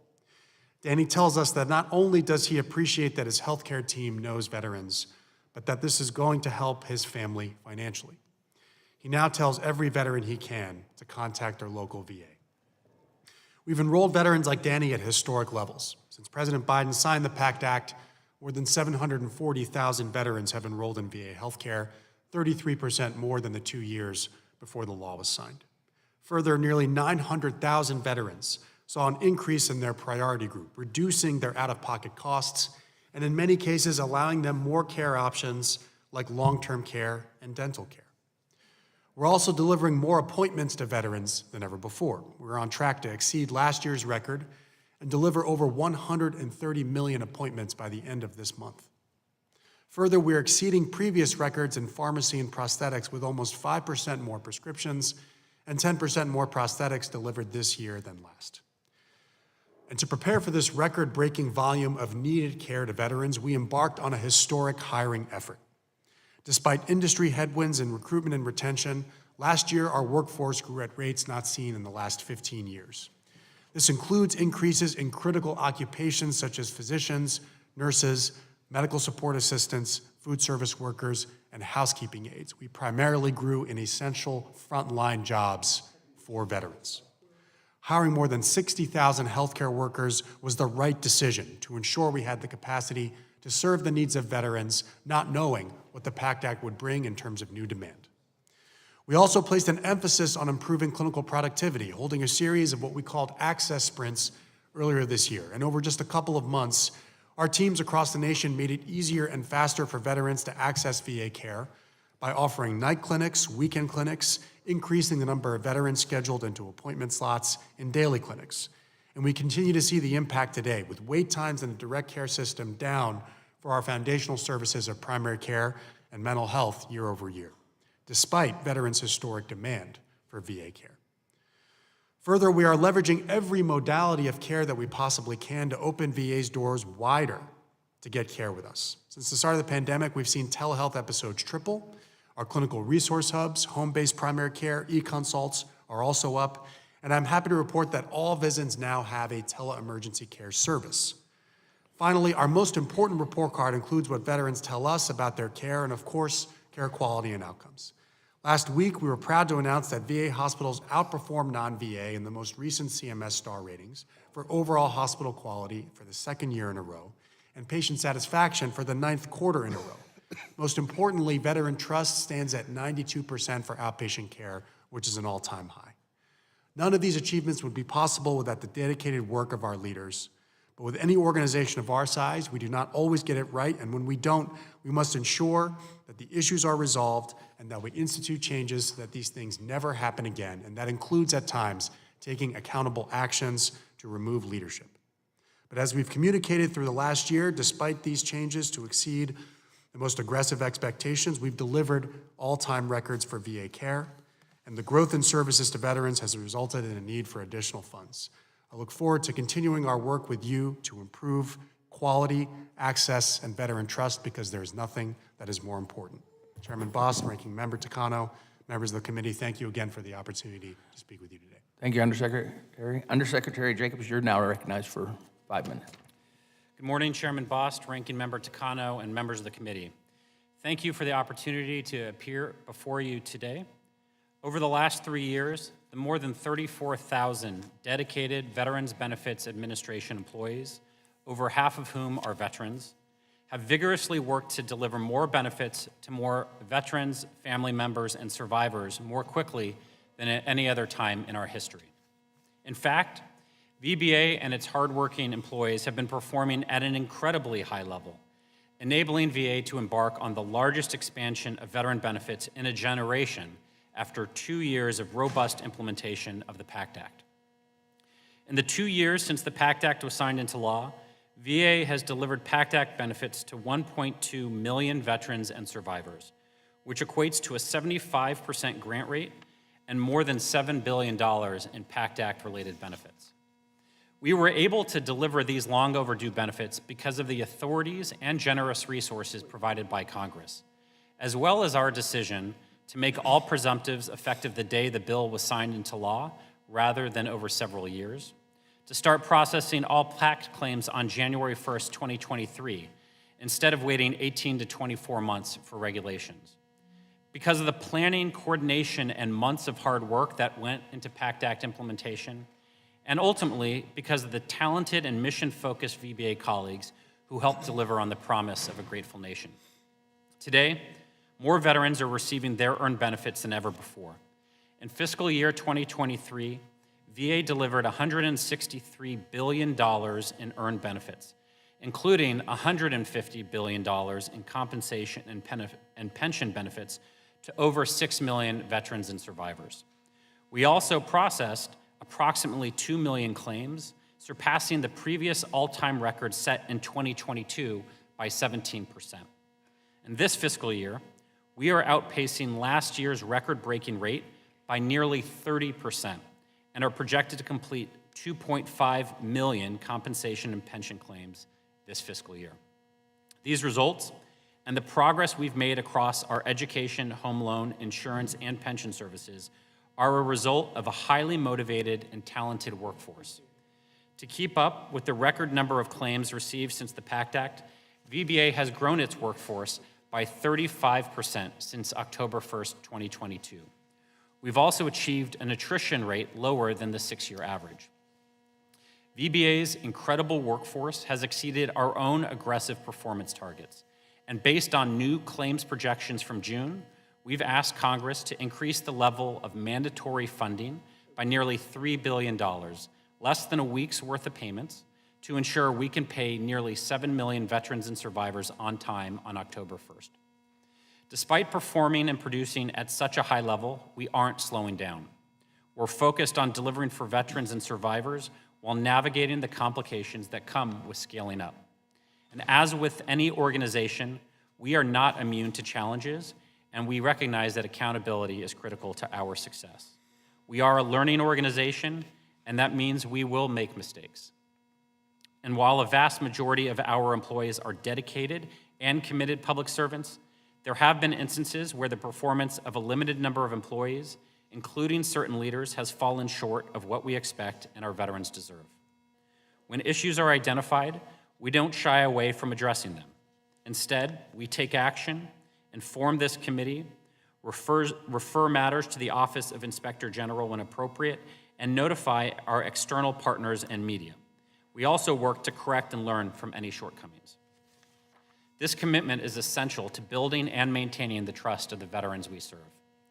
We recognize that along with our record-breaking success, there is always potential for improvement.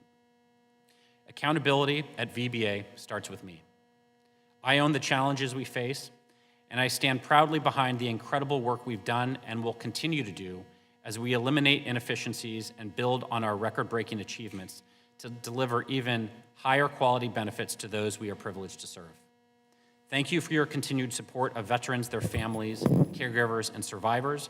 I appreciate the opportunity to appear before you today, and I'm ready to answer any questions you or other members of the committee may have. Thank you, Mr. Jacobs. Thank you all for your testimony. We are going to go to questions now, and I will yield myself 5 minutes, which may go over just a little bit, just so you know. Mr. Jacobs, you told us, VBA has $1.4 billion in extra resources to pay benefits, but if you are short by even $1 at the end of the month, every veteran's benefits will be delayed. How much more money do you exactly need, and do you need to get through the end of the month? Mr. Chairman, thank you for the question. So what you're referring to is the money that as we track our actual spend on a month-by-month basis, we've identified that we don't believe the projections may require us to use all of the funding. But the way that the pay file is structured, if we are even $1 short, we can't pay any veteran because the pay file is constituted by 95% of the veterans and survivors that we serve. So we believe it is prudent to maintain our original request to ensure that there is no risk whatsoever in our ability to pay without delay the veterans and the survivors who rely on those earned benefits. Okay, so the other part of my question. Yeah. How much money do you actually need? Mr. Chairman, we maintain that we still need the approximately $3 billion for the monthly benefits to be paid on time on October 1st. All right.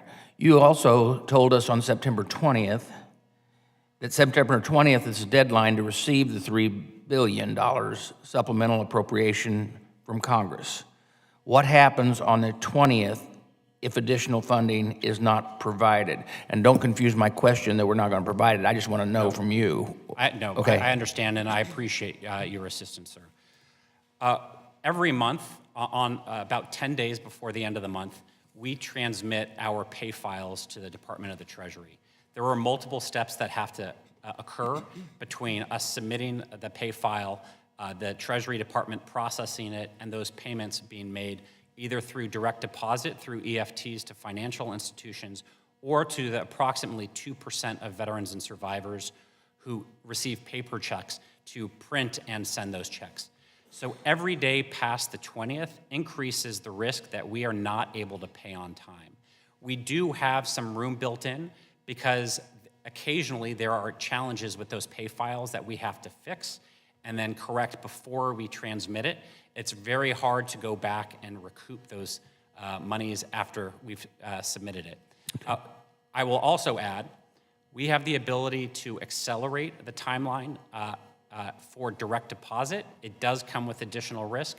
The real challenge and the real length in process is those veterans and survivors with checks, because that process is time consuming, and particularly for veterans and survivors in rural areas, there may be delay of up to 2 weeks. Okay, now this is for both the undersecretaries, and this is vitally important. Why did you wait until after both appropriation committees had finished their bills to fund VA to tell Congress about the shortfall? Congressman, I'll start with VBA. As you know, and we've been communicating, we're delivering more benefits than at any other time in our history. Right. We've been closely monitoring the trends. What happened is during June, during statutorily mandated mid-session review, where we go over our financial trends and the actuals versus those projections, we updated our claims projections. And so we added new assumptions to include updating the number of claims we anticipated being able to complete this year from 2.2 million to 2.5. And it's at that point that we identified the risk that we may need additional mandatory funding. We then worked with the Office of Management and Budget to verify that our assessments were in fact reasonable. And once we did that, we immediately came to notify you of the potential need of those dollars. So we did it as quickly as we had faith in our updated projections. Dr. Andrew. Thank you for the question, Mr. Chairman. So in our experience, we started the fiscal year thinking that we could get through the fiscal year and meet all of veterans' care needs, was essentially a level number of employees after such a historic hiring year in FY23. And we made every attempt to do that by conducting the access sprints. That's the effort where we scheduled more patients into daily clinics. We offered night clinics, weekend clinics, more convenient options for veterans, and we actually succeeded at delivering many more appointments and reducing wait times. However, we also were faced with decisions on whether we opened up the system even more to get more veterans into care. And we decided, knowing that this could have been a potential budget risk, but we felt it was the right decision to do anyway, to accelerate eligibility for all of the cohorts that would otherwise have to wait every 2 years up to 2032 to get into VA healthcare. Every deployed post-9/11 vet, every veteran exposed to toxins. So on March 5th, we did that, and then we started to see many veterans take us up on it. Now more than 40,000, well over 40,000 veterans from that move alone has enrolled into VA healthcare. So we're well up in both direct care and in community care.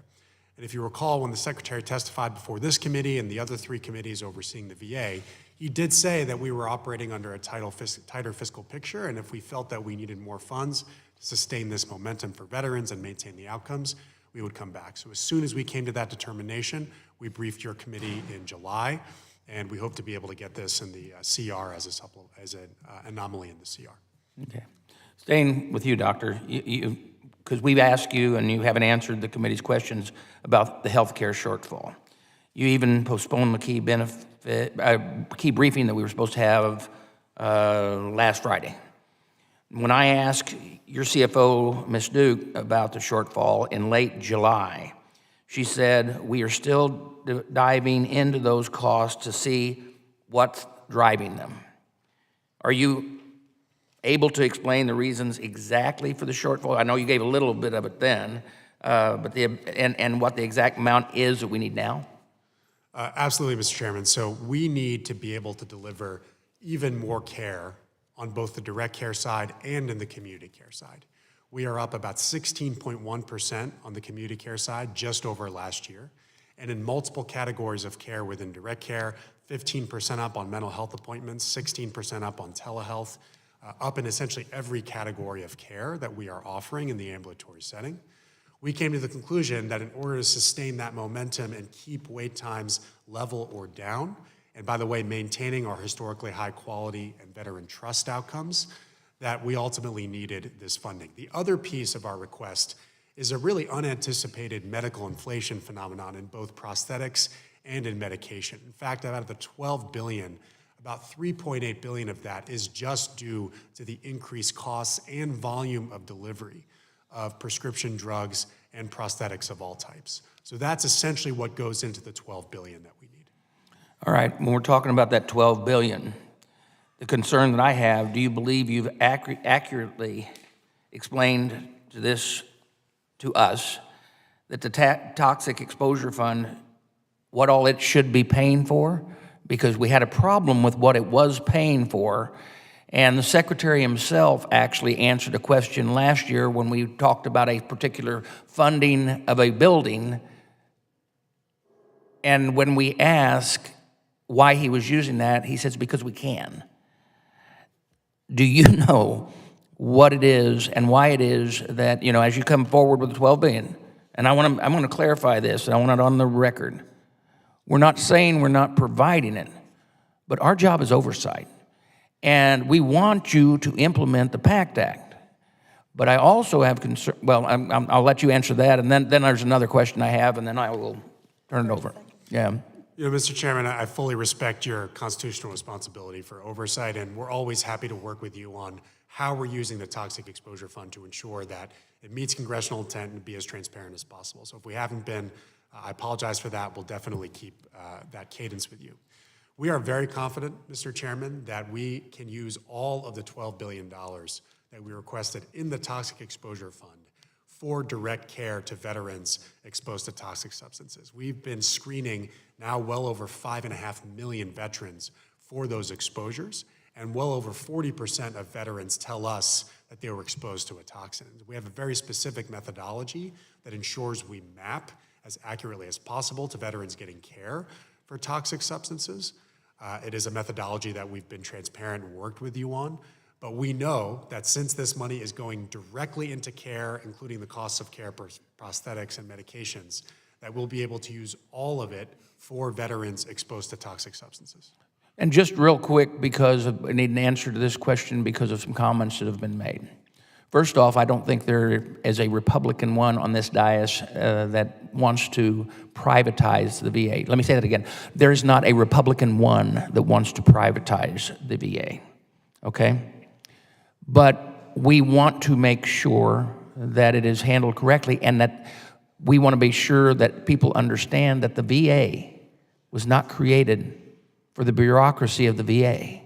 The VA was created for our veterans to receive the care that they deserve.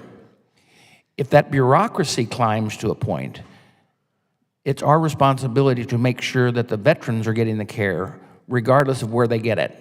Now, I do not believe we're turning down VA in any way, shape, or form, but we are making sure with the community care that they're getting the health care that they need when they need it, not to attack the VA in any way, shape, or form, or change it except for the fact for the betterment of the veterans. With that, I will recognize Representative Ramirez for her 5 minutes plus. Can I get 30 seconds more too? I'm kidding. I'm kidding. Thank you, Chairman, and certainly Ranking Member Takano for holding today's hearing. I also want to thank the 4 of you witnesses for joining us today. It is certainly an important hearing.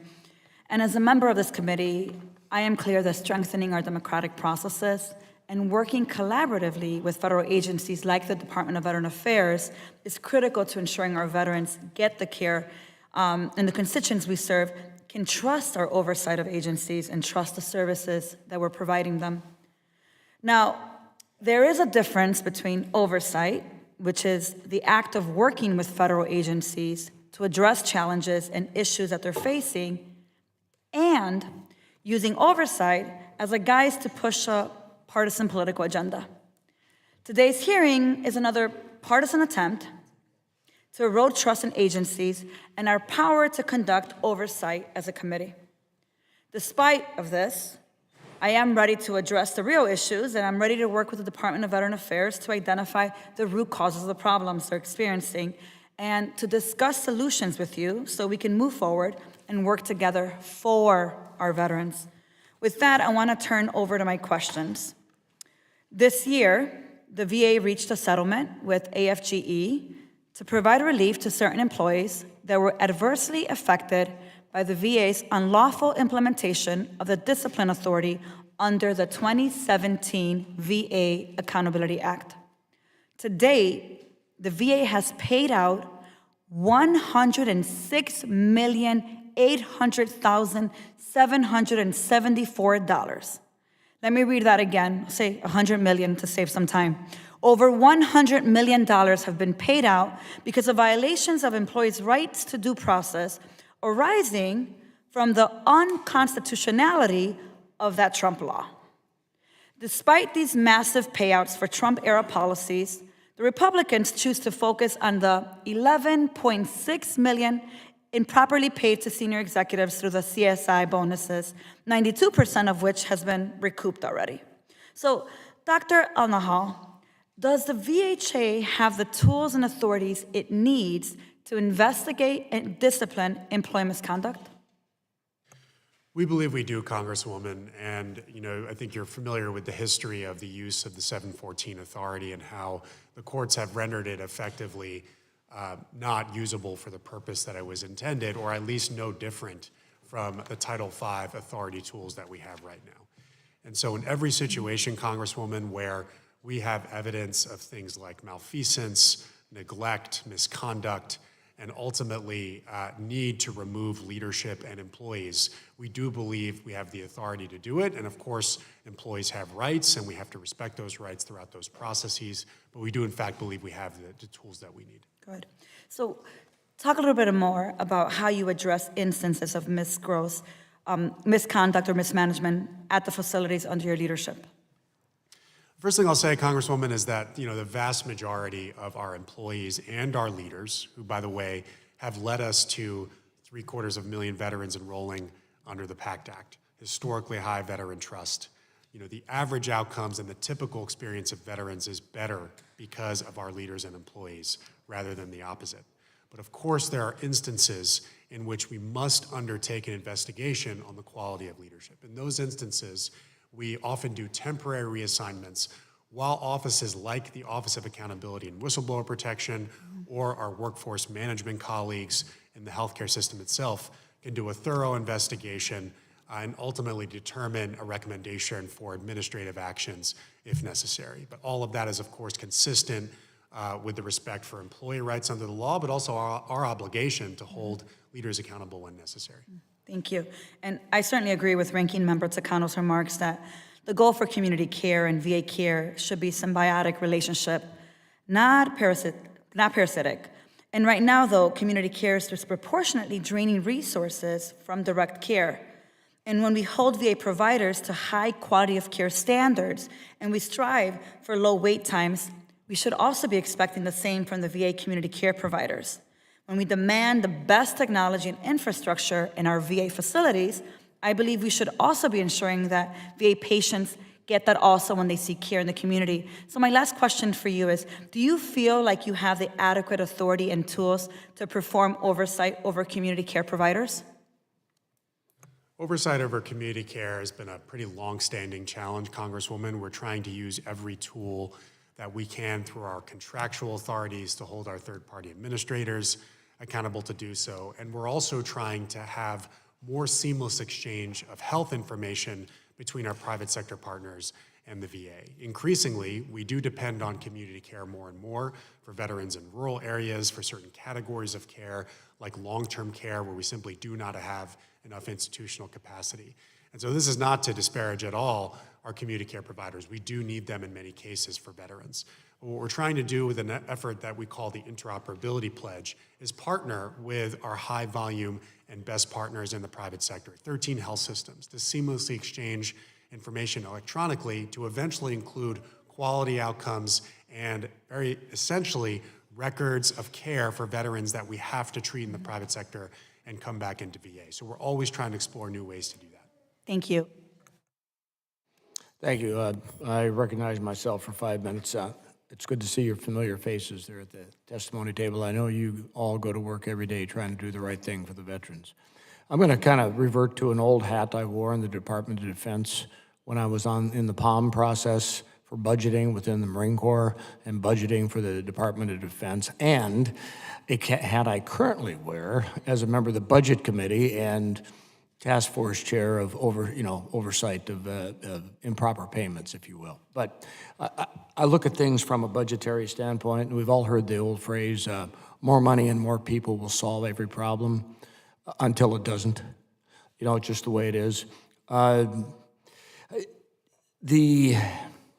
Was there any type of failure or not, I'm going to say not mistake, but just something you didn't see in the budget process at the VA that led to this issue not being discovered until just 2 months before disability benefits would start to be cut? Was it an aha moment? What kind of clue me in here?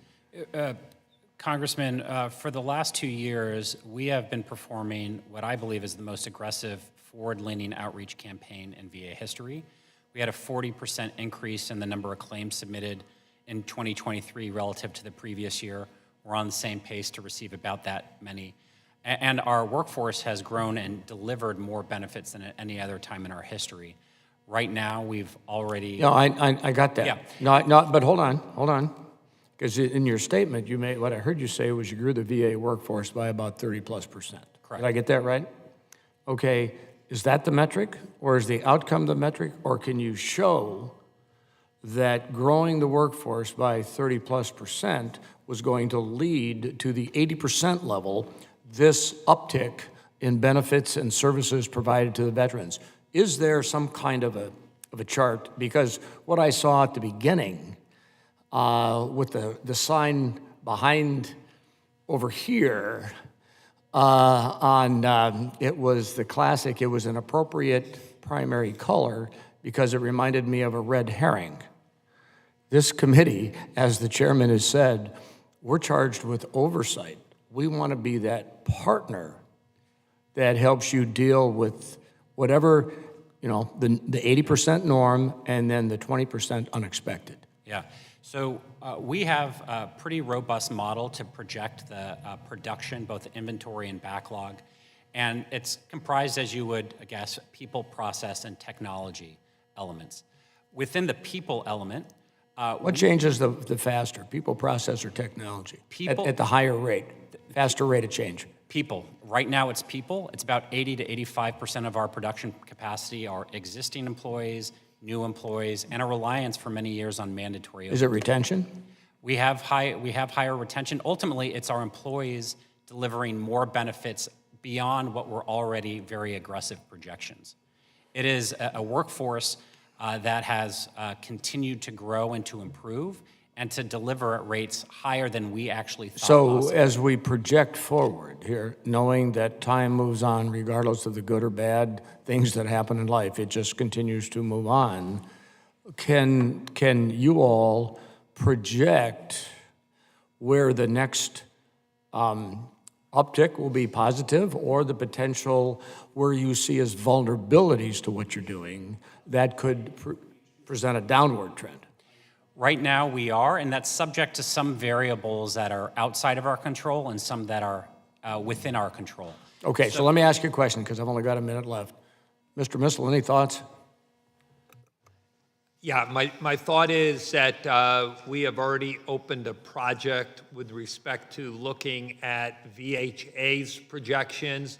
What were the circumstances upon which they've now changed the projection that they have? And we're planning on doing one with respect to VBA to assist this committee in getting answers to some of the questions you have. Okay, well, and I'm going to yield back just a couple of seconds here. We always expect things happen we couldn't have planned for, budgeted for, but the same thing shouldn't happen twice. And that's what we look for here is how do we take the little things that happened and grow with them. So with that, I'm going to yield back. You got 7 seconds. I'm a temporary steward of this role. I know at some point I'll be gone. I want this organization to learn the right lessons. I don't want them to learn from this, hey, we should manage to a budget. We should stop the outreach. We should stop processing claims. And so I appreciate the oversight and we'll continue to work with you to get better. Thank you very much.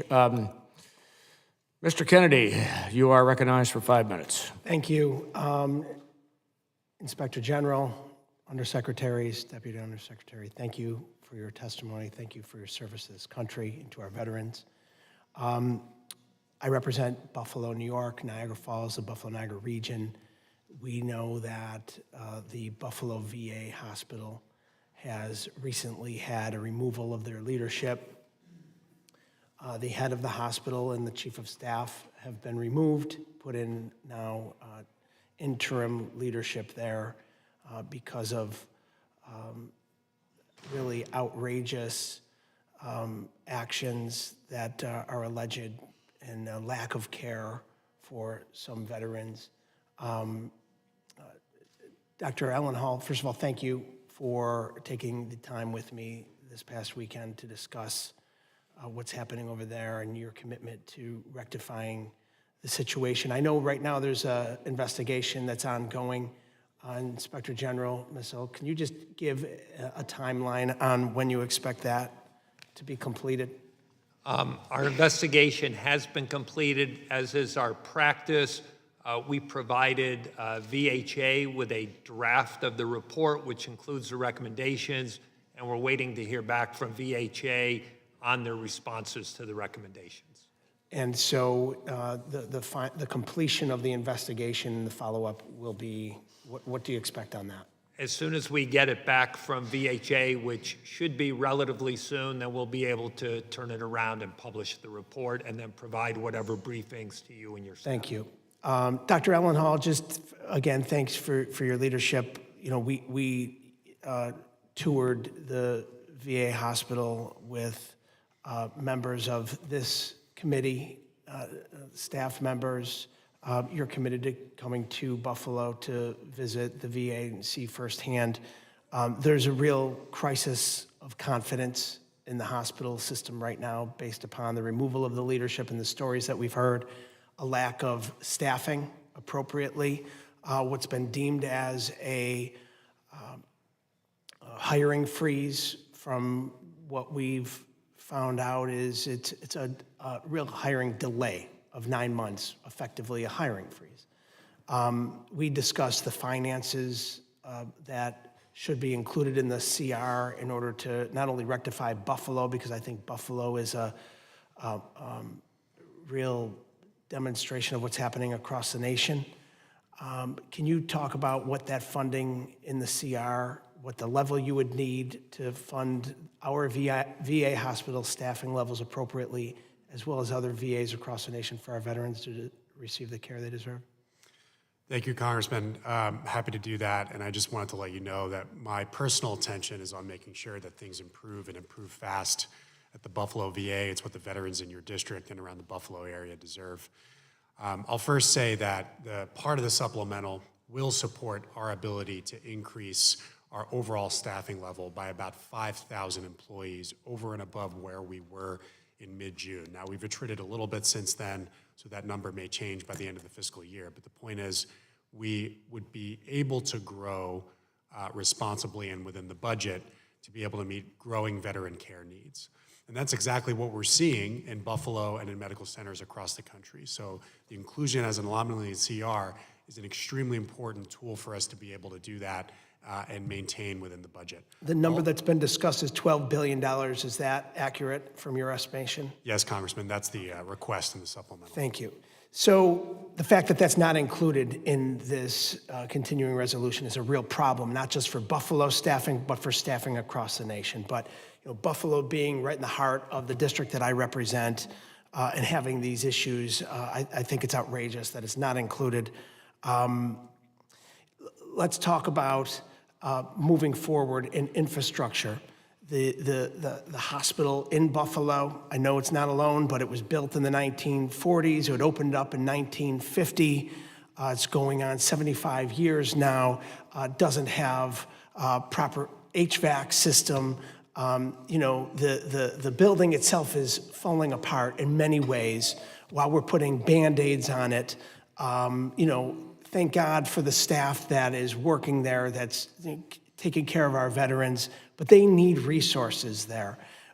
We ultimately need a new hospital, a new VA hospital in Buffalo, and we're not alone. We're talking about putting hundreds of millions of dollars into the current VA hospital.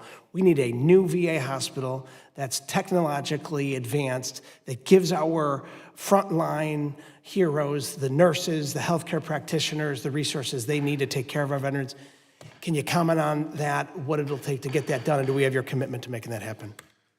Listen, I agree, Congressman. We've requested in multiple budgets substantially more major and minor construction funding. I look forward to visiting the Buffalo VA with you in the coming weeks to witness myself what the condition of the infrastructure is. But the fact that the average medical center's age of plant is over 60 years, I haven't seen any other health system with infrastructure that old. And so we need to invest in it. I've already contacted our construction and facilities management team, and our team that works on infrastructure will work with you to get it on the priority list to make sure that we address it. It's going to take some time, but my commitment to you is that we'll start that process. Thank you. Gentleman, time's expired. Dr. Murphy, you're recognized. Thank you, Mr. Chairman. Dr. Null, I just kind of want to ask you a few things, going back to community care. Somehow, it just is beyond me why this has become a partisan issue where some of our Democratic colleagues just are pejorative about community care. That's how I see patients from the VA where we are. Can you give me an estimate of how much care for the country is delivered by community care? For veterans. For veterans. About 40% of the total care that VA pays for is offered by the community. Okay, so that's primarily for specialists, correct? It is really everything, but a lot of specialty care, a lot of long-term care included as well. And people lament that community care costs so much. Well, specialty care costs more, community or long-term care costs more. And so hence, that's the reason it costs more. Here are some of the problems that I see with community care, because we take it in my office, but we don't get paid. You don't get paid. And you know, guys, when you have a private office, which I don't have anymore, it's kind of hard to keep the lights on. And then I get told by veterans that their VA doesn't want to refer them to community care. And it gets delayed. They wait on a referral, they wait on a referral, they wait on a referral. And in the end, it's 6 months until they get a follow-up. I had the same thing with a woman who had, her husband had a tibial fracture. Months and months and months and months to get referred. So I don't know what the culture is about referral to community care, but it should be absolutely seamless to get our veterans cared for. Number one. Number two, you talked about access to records. You're still on Cerner, right? Right now, we have 6 medical centers on Cerner, Congressman. The rest is on our homegrown system, Vista. Absolute disaster of a pick. Cerner should be abandoned today. 6 out of 160 sites after 10 years. Is that correct? I believe so, Congressman. Okay, so I'm not going to name the other system, which is much more predominant in the country. So when I log into said system, I can see anybody's record from around the country. And the VA is supposed to send records to me. Zero in 25 years. I have to tell the veteran to go back, physically get their records put on paper and brought to me. You guys need to stop Cerner tomorrow. It is not a system that is meant for the VA, a medical system the size of this. This is a mistake that for 10 years, money has been poured into, and you literally have less than 4% of the whole systems on Cerner now. And its interoperability with other large systems is paltry. This is a huge problem, and why will the VA not recognize they screwed up 10 years ago and fix it today? It will cost an outlay of money, but it will actually deliver care to veterans that need it. What is the holdup with that? Why is the VA not willing to say, we screwed up, we made a mistake, we picked the wrong system, and we move on to a better system? Well, first thing I'll say is I respect your view on this as a physician, congressman, and somebody who's dedicated to the veterans in your district and across the country. We are dedicated to trying to get this right, and I'll be the first to admit that it has not gone. It's been 6 sites in 10 years. The initiative has not gone as it should have been. I fully admit that, and it's been an effort across now 2 administrations to try to get it right. But we are now poised to be able to start deployments again, hopefully within. What, and add another 5 systems next year? There are 160 sites. This is wrong. You guys, you know, there's a time when you pull the string and say, yep, we made a wrong decision. We need to cut the line and do something different. Because what are we saying? It's going to be another 10 years? That's absolutely wrong. And then every system will be out of date, and it will cost hundreds of millions of dollars, if not billions of dollars, to update this.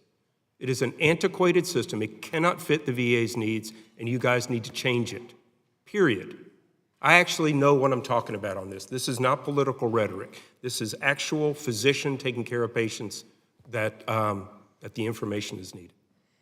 Well, we'll definitely commit to being transparent with you, Congressman, on what we're doing to try to get this right. And again, I'm not belying at all your experience as a physician and a provider, but my commitment to you is to keep you posted on making this better. Yeah, guys, it's just that it demonstrates the inefficiency and the bureaucracy of the VA in not understanding that this is a wrong path and fixing it. Thank you, Mr. Chairman. I'll yield back. Mr. Chairman, before we move on, I'd like to state a point of clarification. It is no longer the Cerner system. It is, Cerner has been purchased by Oracle.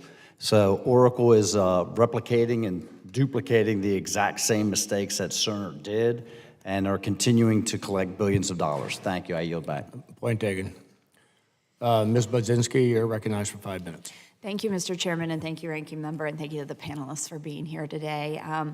Dr. Elnahal, in rural America, there are many areas where community care is the only care that is feasible for veterans, and we value the ability of many non-VA providers to fill this critical gap in healthcare access, especially in rural areas like many that I represent. But when veteran patients have to rely on external providers, we should be certain that they are getting the care they deserve and are able to access this care in a timely manner. To me, it seems that the VA has work to do, both inside and outside of the VA, to ensure that both VA and community care providers are working hand in hand, ensuring a seamless experience and a warm handoff for our veterans. So my question for you, what are some of the steps the VA is taking to improve communication and information sharing with community care providers to ensure veterans are getting high-quality care at community care facilities? Well, the first and most important thing we have to do, Congresswoman, is to make sure that every veteran, when veteran elects and ultimately we decide that the community care option is the next best step, that they get that care as soon as possible. So we've been focusing now, since the 2 years I've arrived, on reducing the time to scheduling into the community with effective care coordination to have a seamless pass-off between our clinical care teams and our community care offices, and to reduce the barriers for veterans to be able to get that care. So that time to get scheduled is still too long. We've reduced it on average by many days, and we're going to continue that effort. That's the first point. The second point is to ensure that we get better at selecting the right providers who have a record of working well with us by sharing records back to veterans. One of the most important frustrations I hear from veterans is that they get care in the community, they come back into the VA, and they realize that the VA does not have a record of what happened. That just cannot happen, and it's happening too much. So we're focusing on innovative ways to do that, and that's part of what we're trying to achieve with the interoperability pledge, which is a way for us to electronically do so seamlessly without having to focus on, fax machines, e-fax, the old way of doing business. The third way we're doing this is through innovative pilots like external provider scheduling. So external provider scheduling is a tool that we're now using in many medical centers. We do plan to expand it.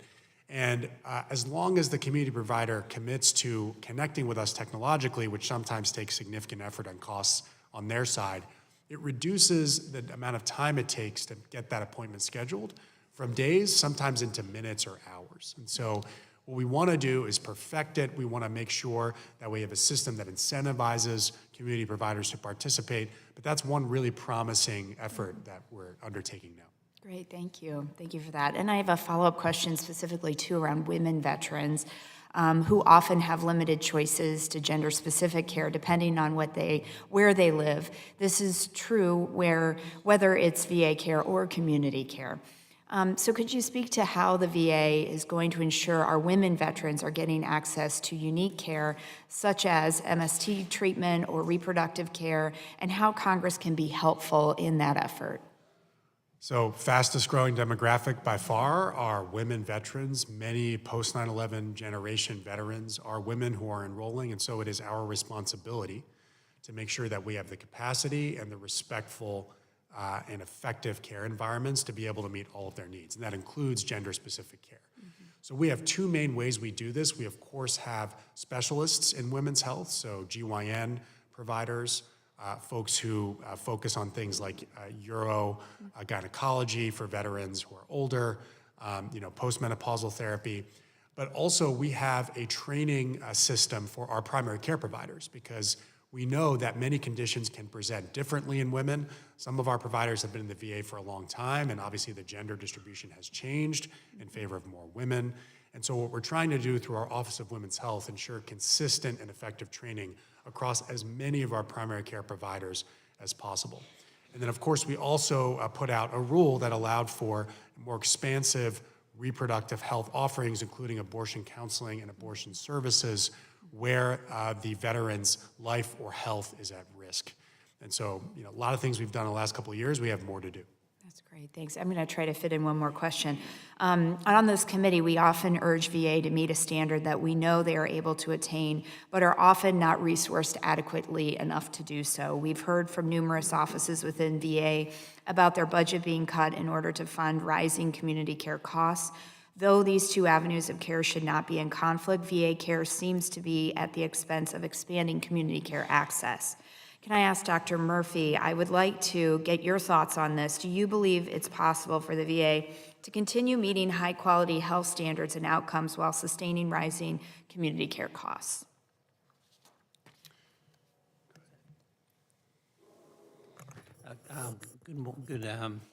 Yes, I'm actually not a physician. I am an accountant. So I do I do work very closely with the administrations on their accounts, budget to plan. They have the ability, we call it transfer authority, to move money between accounts. As one secretary used to call it, you have the money in the wrong pocket. Sometimes you need to move it around. So I do not see any conflicts between the programs. I can pass it to Dr. Eldenhall, but I think that we can sufficiently fund the programs, and that I think it's healthy when we transfer funds from one program to another, where their execution variables, one executes hotter than another, we have the funds in one account, not another, and we kind of level set to make sure we can optimize the care and benefits we provide veterans. So no, I have not witnessed anything in that area. Thank you. I think we're out of time, but thank you very much. Thank you, Mr. Chairman. Thank you. Thank you, Representative. I will now recognize myself for 5 minutes of questioning. We've traded seats around here. I want to thank Ranking Member Takano and Chairman Boss for holding this hearing. And I appreciate seeing you all here again and voluntarily coming in to answer these questions so we don't have to use our subpoena authority. The program integrity tool is what I want to talk about, because that's where we're having some problems with loss of revenue, and loss of revenue is what we're going to be discussing, of course, again next week as well, as we try to fulfill this supplemental that you need. I'm troubled by the fact that the program integrity tool has been offline since February 21st of 2023 due to data integrity and accuracy issues. I'm going to start with Inspector General Missel. Mr. Missel, you estimated that the VA did not collect $665 million in insurance payments and co-pays during the 12-month while Program Integrity Tool was offline. But the Program Integrity Tool has been offline for more than 18 months. Can you estimate the total value of those uncollected fees? Yes, sir. We project it's about $55 million a month. So the 5 months that were after our work ended would total about $277.5 million and continuing. Mr. Missel, that's just the missed medical collections. The program integrity tool is also supposed to prevent inaccurate, duplicate, and fraudulent community care claims from being paid in the first place. Over $28 billion of claims were paid in the year that you examined. Can you estimate how much money was wrongly paid out while the PIT has been offline? We don't have an estimate for that. I think VHA would be in a better position to have any estimate of claims that went into the pit. Okay. Dr. Elnahal, good to see you again.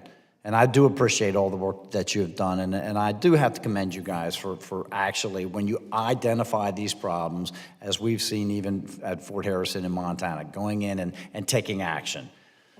In one briefing the committee did receive on the VHA shortfall, your CFO, Laura Duke, said that $700 million in medical collections were missed this year because of the Change Healthcare ransomware attack. But she never mentioned the program integrity tool problems. What is the impact of the PIT problems on your budget? Quite significant, Congressman. It's in the hundreds of millions. We will get to you and to this committee sort of the exact contribution of our collection shortfall between the Change Healthcare issue and the program integrity tool. The IG's report, Mr. Missel's team, was very helpful and informative on the program integrity tool. cannot get that fully online soon enough. We've restarted the program integrity tool. We're at a clip that's faster and hope to get it fully online and in use for collection soon. And then most importantly, to get it also online for the fraud, waste, and abuse monitoring activities that it's critical for. But the one silver lining is that when it comes to collections, we don't actually have a time limit that's going to exceed when this care was provided, meaning we will fall within our authority to collect once everything comes back online. And we are in the process of doing so right now. So once we bring all those collections back in, we will notify the committee, and it's a huge priority for us to do so. Very good. Dr. Hall, the explanation about the Change Healthcare ransomware attack, though, does not make sense. If $700 million of medical collections should have been captured in the fiscal year 2024 and now will be collected in 2025, how does that contribute to a shortfall in 2025 when it was 2024 revenues or receipts?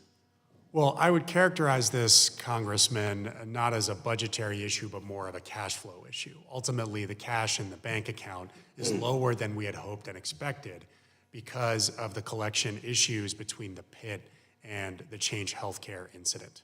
Now, we're fully back online when it comes to Change Healthcare, thankfully. That was this conduit that essentially, a huge chunk of medical claims payments across the country was going through. The PIT is coming back online for collections, but ultimately it's essential for us to make sure it comes back online and we don't see a decrement again. It's a cash in the bank account issue that is contributing to our need, for example, to eat into the carryover into FY25 this fiscal year.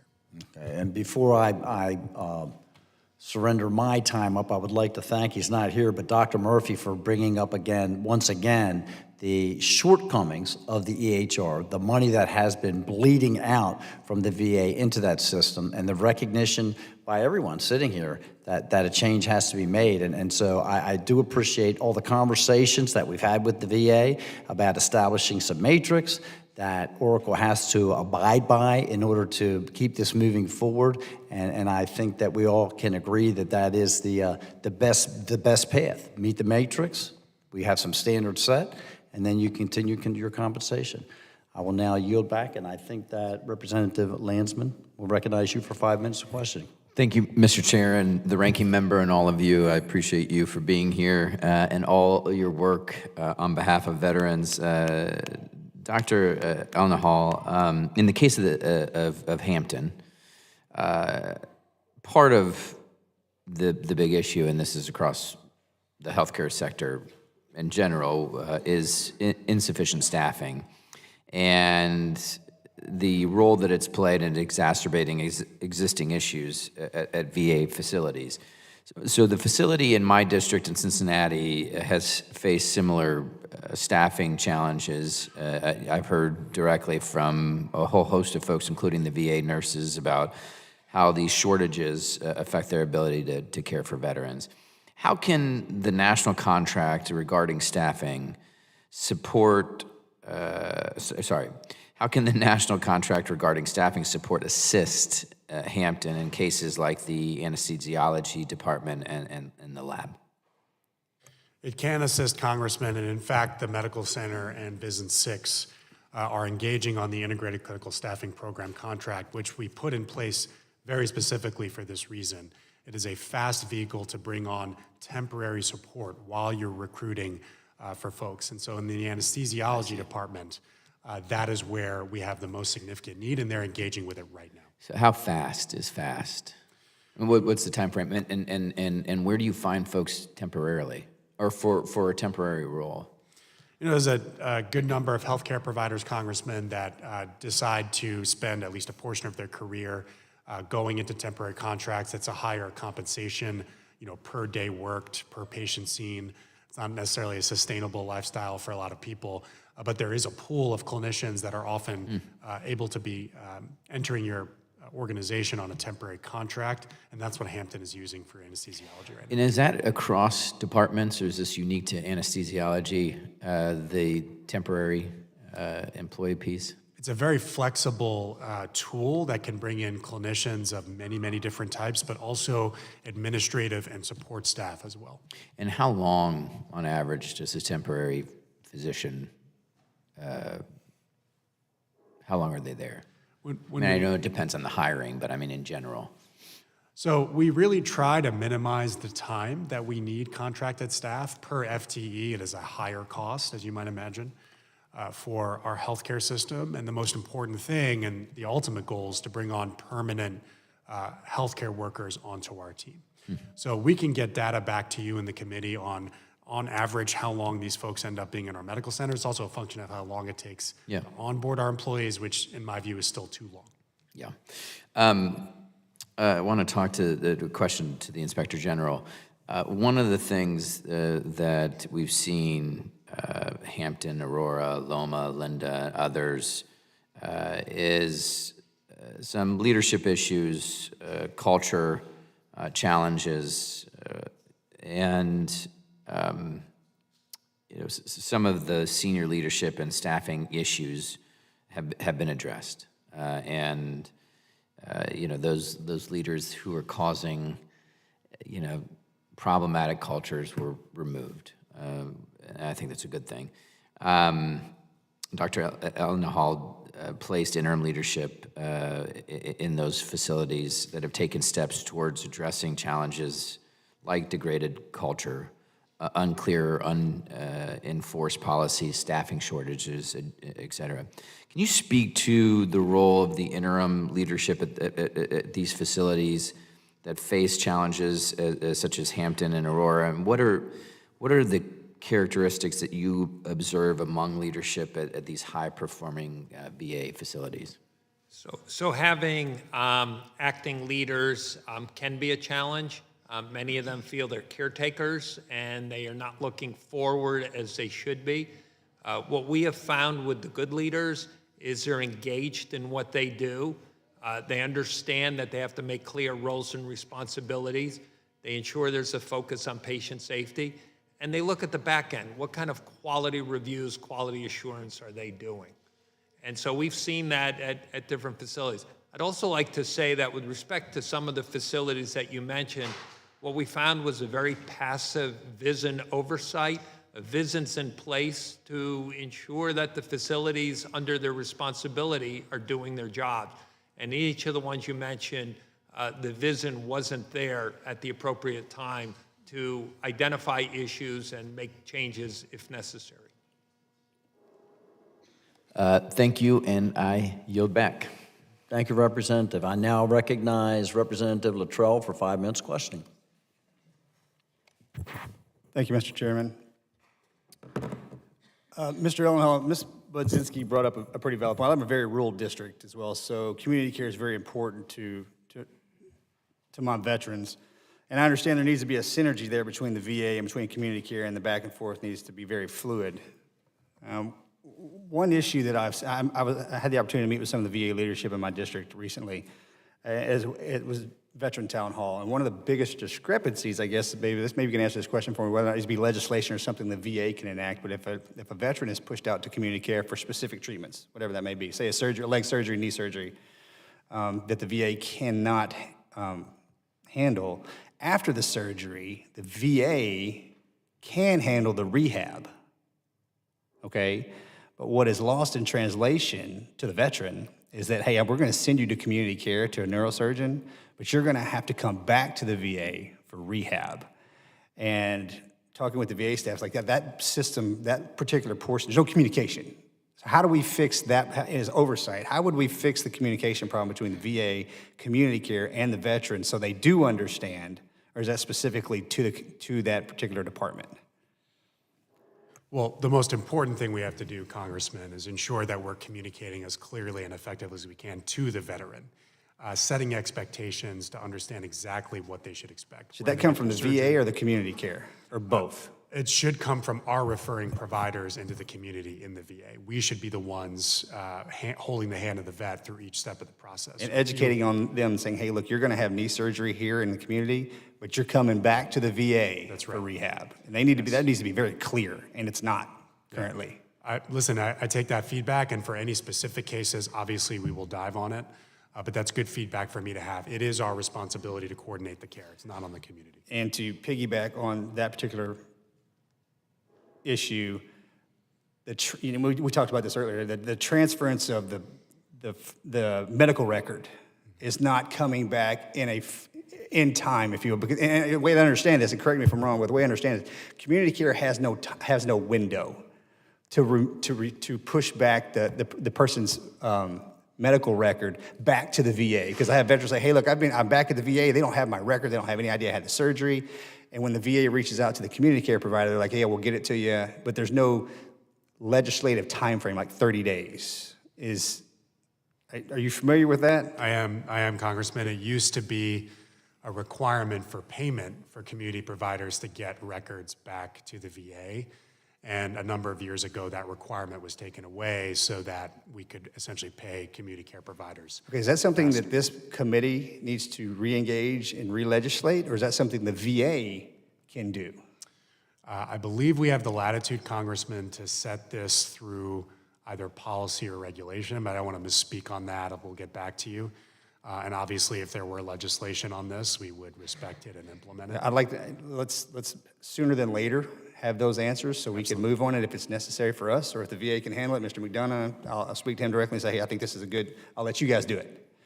Thank you. Mr. Jacobs, with the ask for the supplemental, the $2.8 billion, or the $2 billion, I think I heard you correctly. We had moved appropriations, and then you had the annual VA meeting where the projection increased. Is that correct? We updated our projection in about June, and then we had to work to verify and validate that the assumptions going into that updated projection were valid. Okay, as extremely challenging as this may be to follow where Congress is when we're doing our job, or not, is there any way we can have those assumptions beforehand? I share your frustration, and if there was any way, I would have shared those earlier. What I will commit to you, though, is we are working to figure out what changes we need to make on the front end. I will say our original assumptions underestimated our workforce because they over-delivered. They have been over-delivering, and we anticipate that. Which is great. It's a great thing Good for on veterans.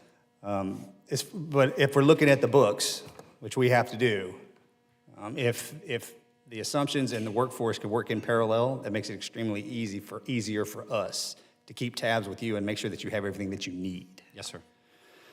With the IG investigation, I got to tell you, I'm not going to say it's always I don't have enough time for that question, Mr. Chairman. I yield back. I apologize.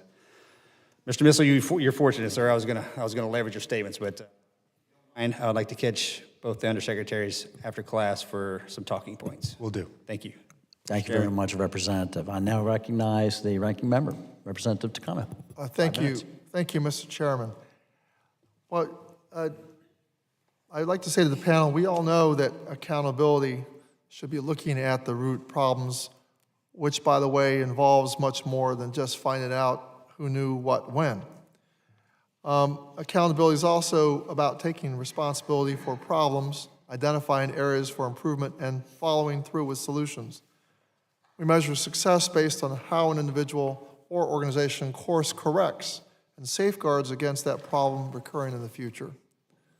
This Congress, I have visited VA facilities across the country, including in eastern Colorado, Loma Linda, Hampton, and Buffalo.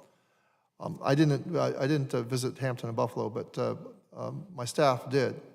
We've met with the leadership and staff to hear directly how these facilities are responding to the various challenges they face.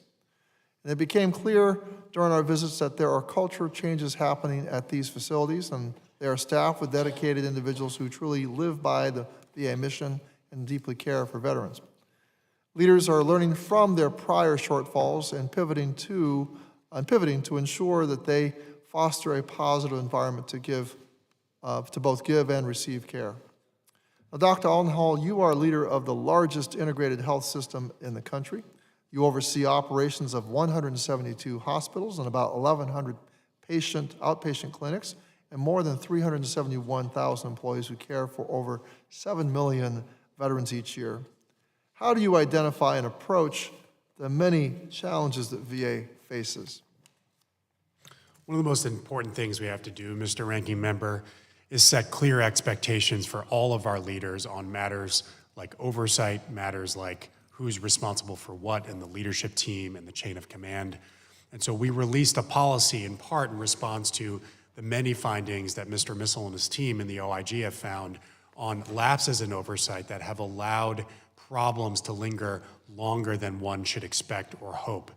And so we released that policy in mid-August, and we intend to enforce it, and we are enforcing it, to ensure that every leader understands their responsibilities. I will say that the vast majority of our leaders are achieving historically high outcomes on veteran trust, quality, and access, at least compared year over year.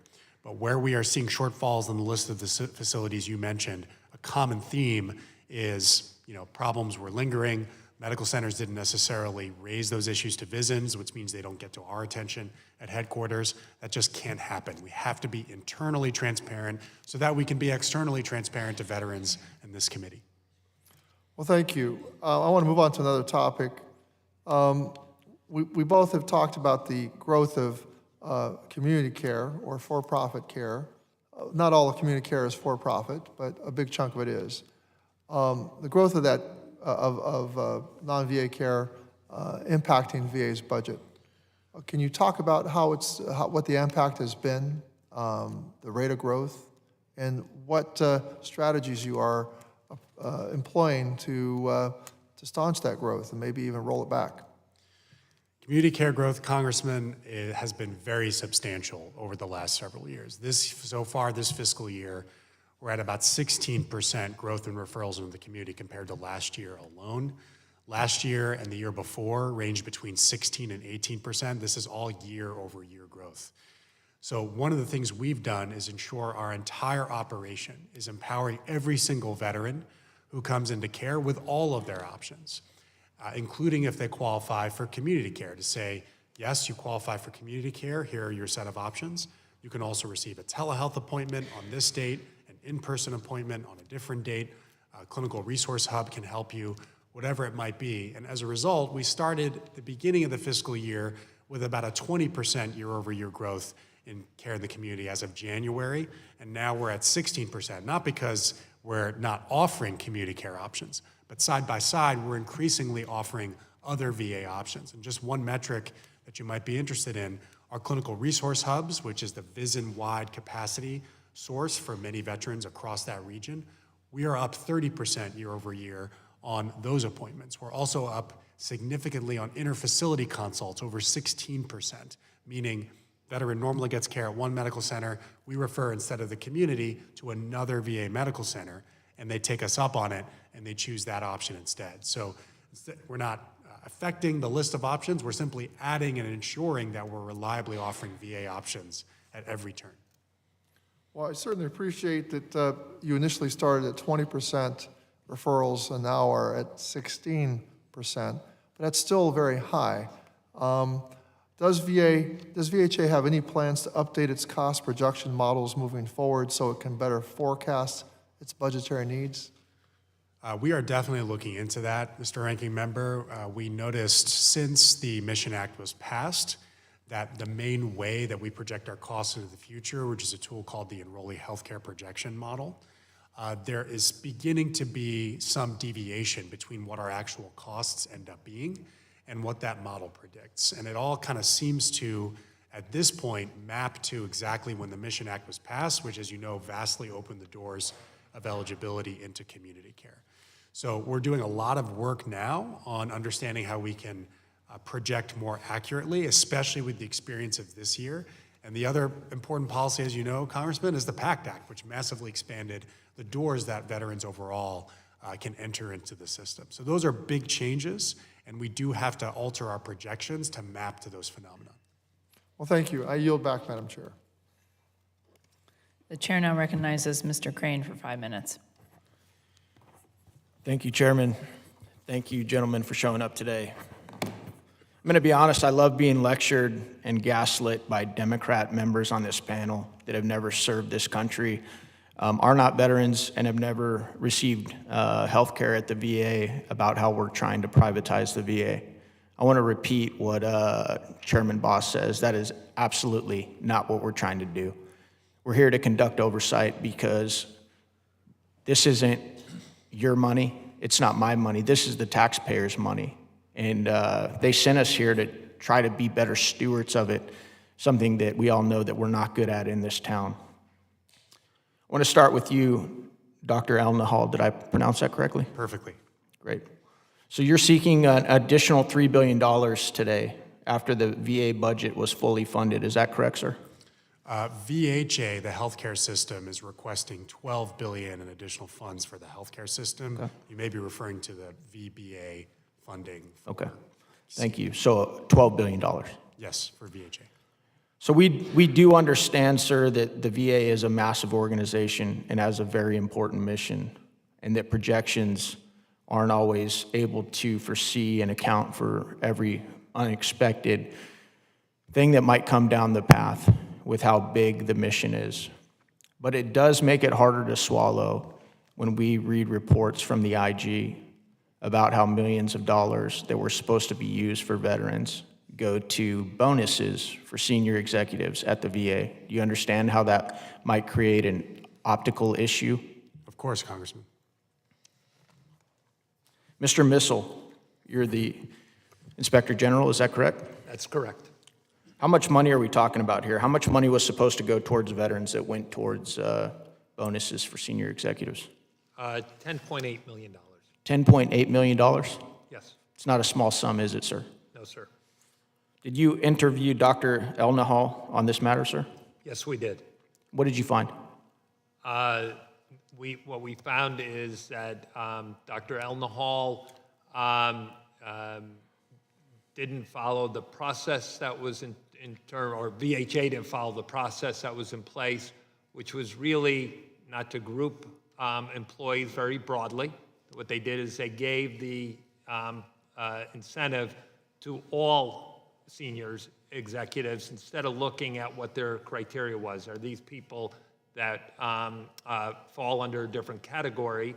And then the controls broke down that were in place that where people raised questions, but it never stopped.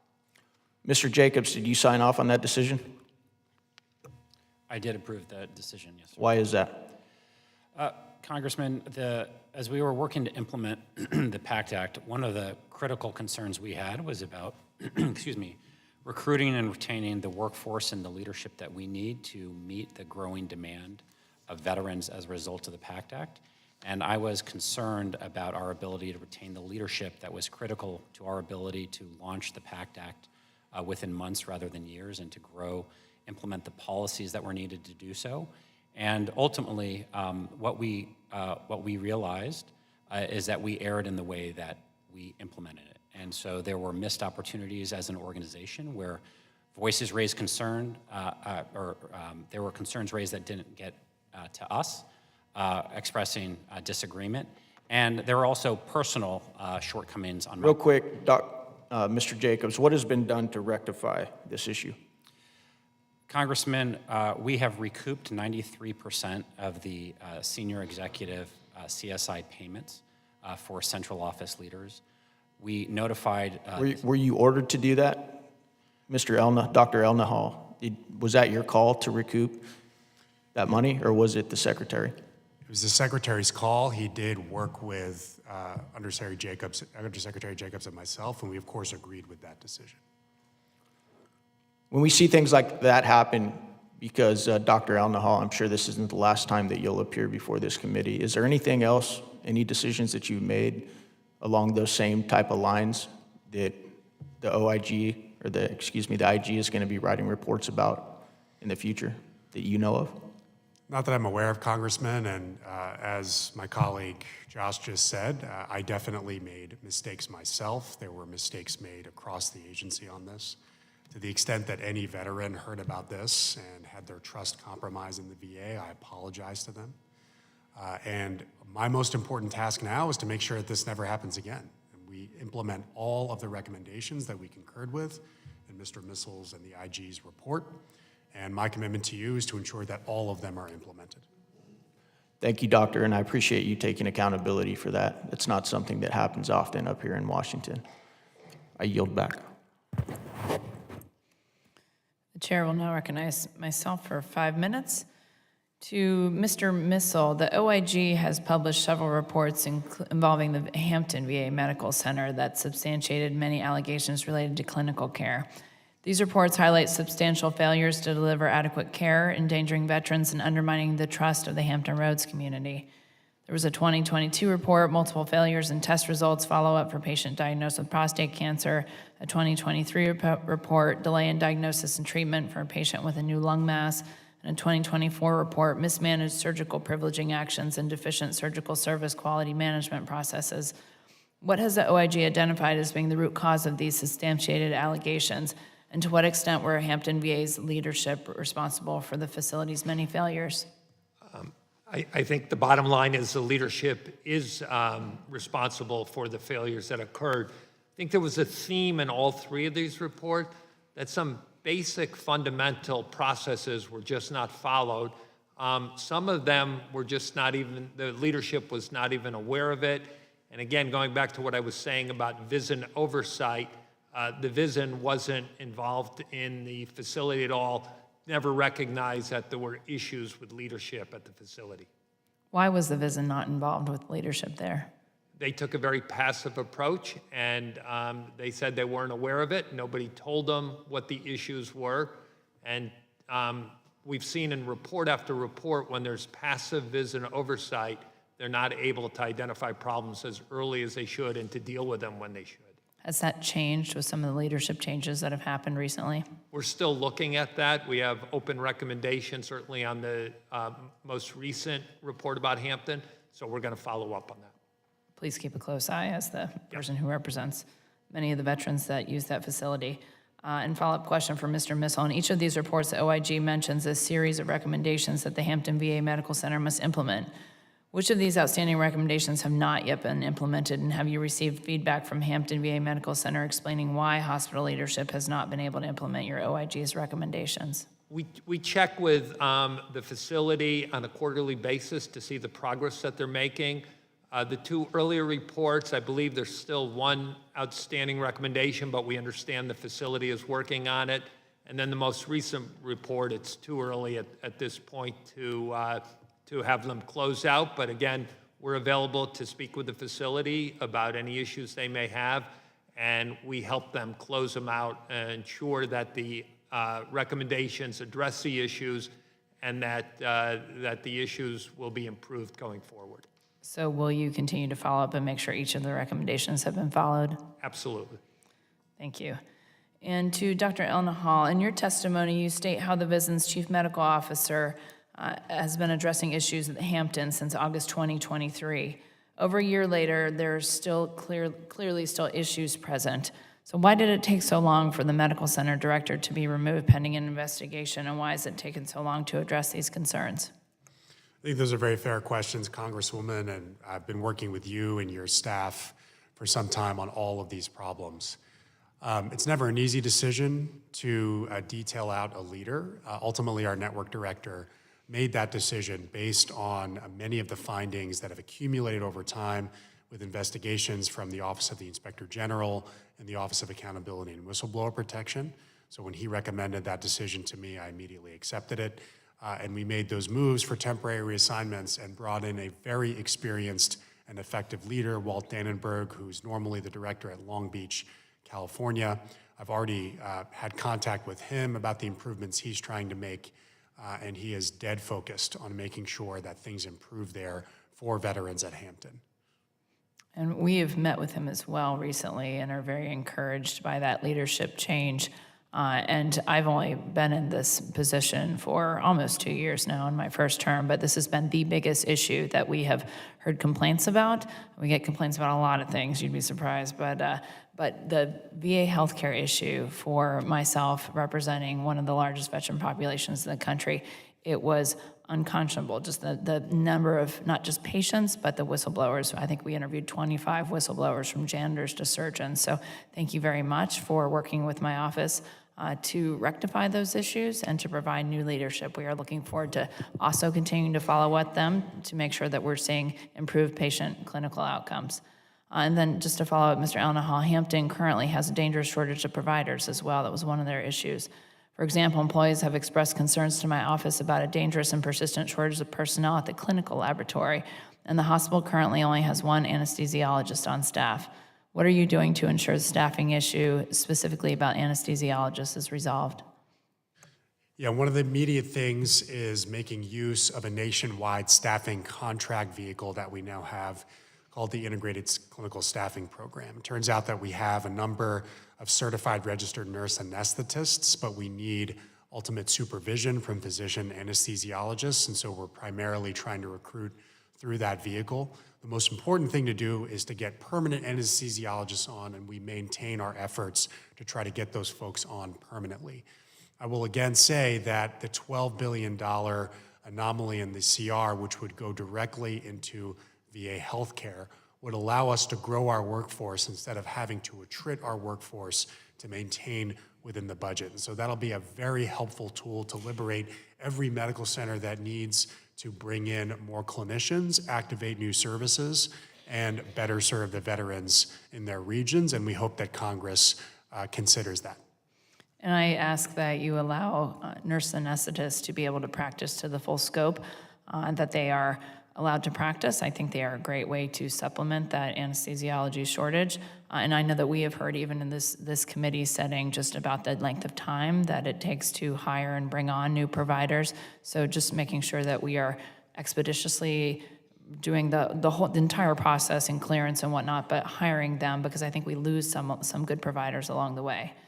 And last question from me, Dr. Allenhall, some of the OIG reports at Hampton mention outdated software and EHR concerns as contributing to patient safety problems. Can you speak to what the VA is doing to modernize the VA's IT system to ensure veterans are receiving 21st century standard care? And specifically, I'd like to know what's being done to assist community care providers, outside primary care providers, the ability to have access to health information and patient safety flags. I know as a nurse practitioner practicing in a primary care setting, it was very frustrating. I could get charts and information and notes from all kinds of specialty care clinics. When it came to my veterans, I would look right at them and say, you've got to go there yourself, you got to get it printed out, and you got to hand carry it from the VA to our office, because I won't be able to get it, and all of my wonderful office staff won't be able to get it via fax or any other way. So that was a problem, and it created a lot of continuity of care problems. So what are you doing specifically to address that technology need in the 21st century?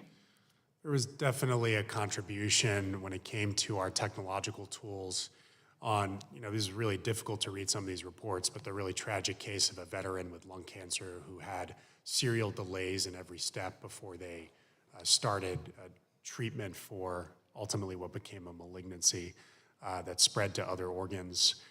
And part of that was the tools needed for referral into the next step and making sure folks were in scheduling queues when they needed to be. I think the bigger contributor, though, was reliable follow-through on our processes and holding all staff accountable for following through on every veteran, but in particular, veterans with serious diagnoses like cancer. Of course, we're trying to improve our systems around scheduling, so we have a lot of work going in collaboration with OIT to make it easier to schedule veterans into every subsequent step in their care. One specific move we're making is to do what's called provider-based scheduling, which allows you to see all the options for any physician or clinician available in any number of their clinics that they work in across the VA. We hope to go live with that soon, and that'll significantly reduce the task flow burden for every single person trying to coordinate that veteran's care. That's just one of many examples of some of the tech tools that will help us. We're still primarily accountable, though, for follow-through for every veteran with the tools that we have. Thank you, and I look forward to continuing to work on the EHR integration throughout the VA as well. And then just one final question, just because this has been a topic that's come up multiple times, including in the media in my district, but that's with community care, specifically for chiropractic care. And what we have advocated on different levels, including meeting with the new executive director about that approval process.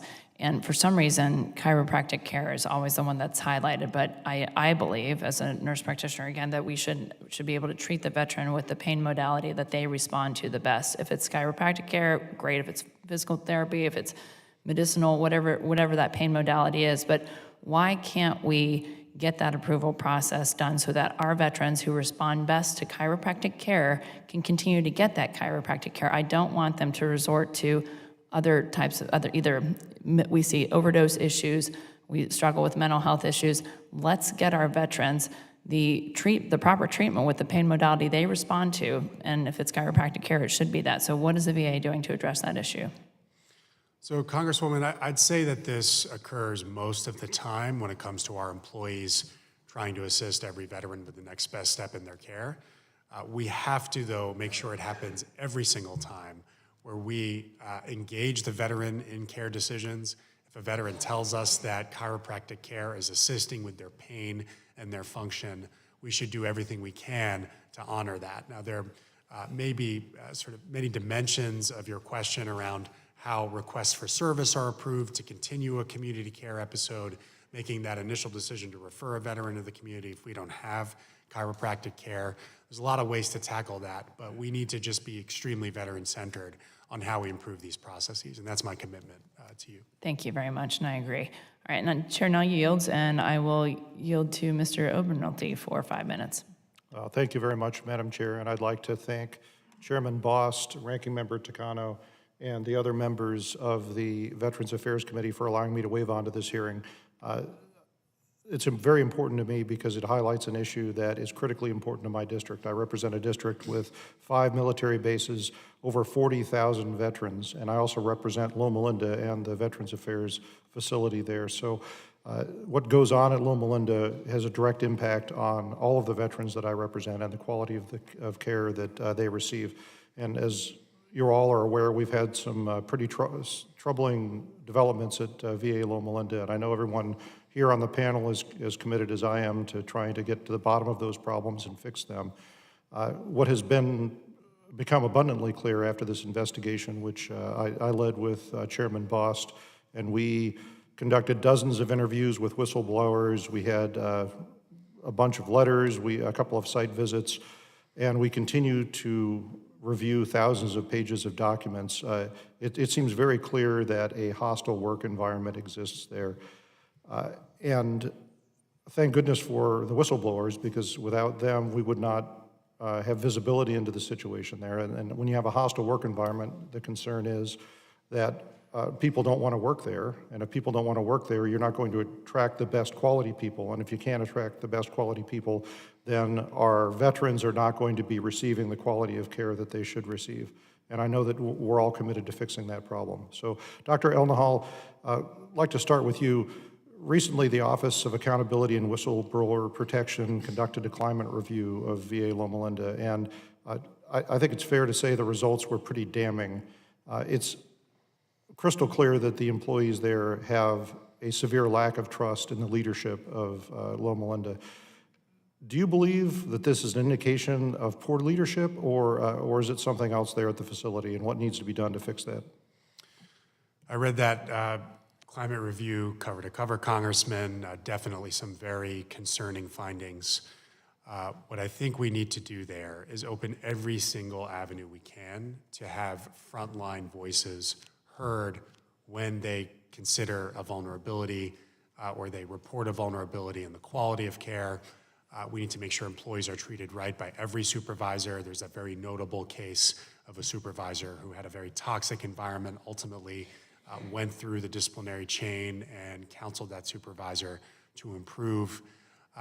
It takes time, Congressman, to change culture, but we are putting every single effort that we can into that medical center to hear the voices of our staff to ensure that veterans do better. And the one piece of good news that tells me that they're on a better trajectory is that they were formerly on what we call the highest tier of need, tier 1 on quality and patient safety. They've since graduated because they're starting to improve their quality metrics. There's still a lot of work to do, as highlighted by that climate report, but we're dead focused on it.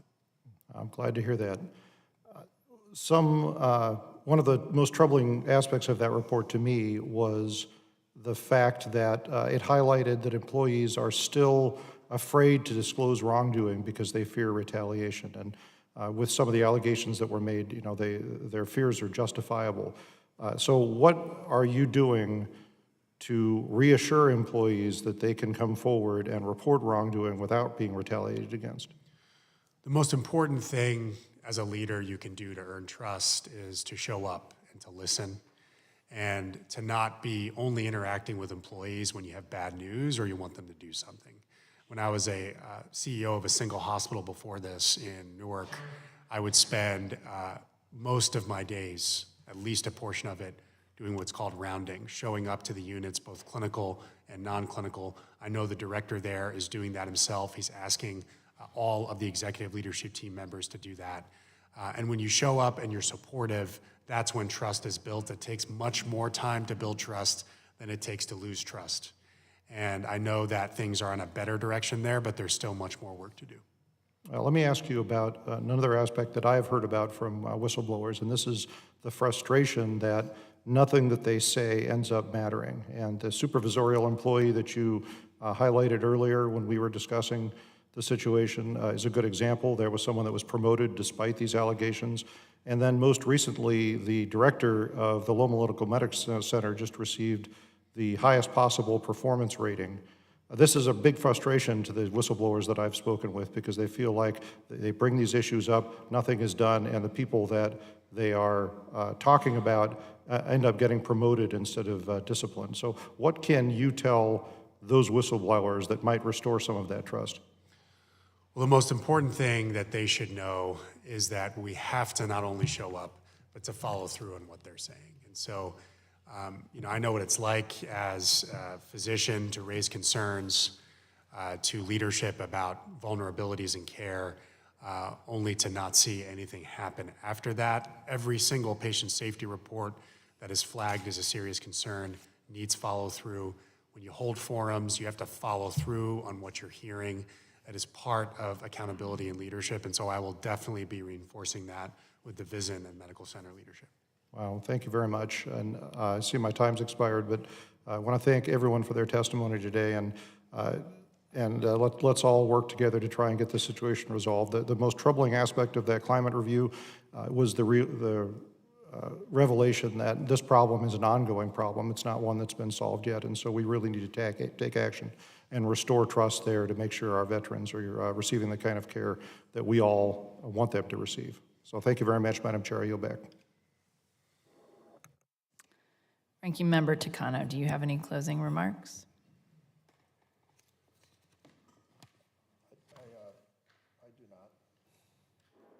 I do not, Madam Chair.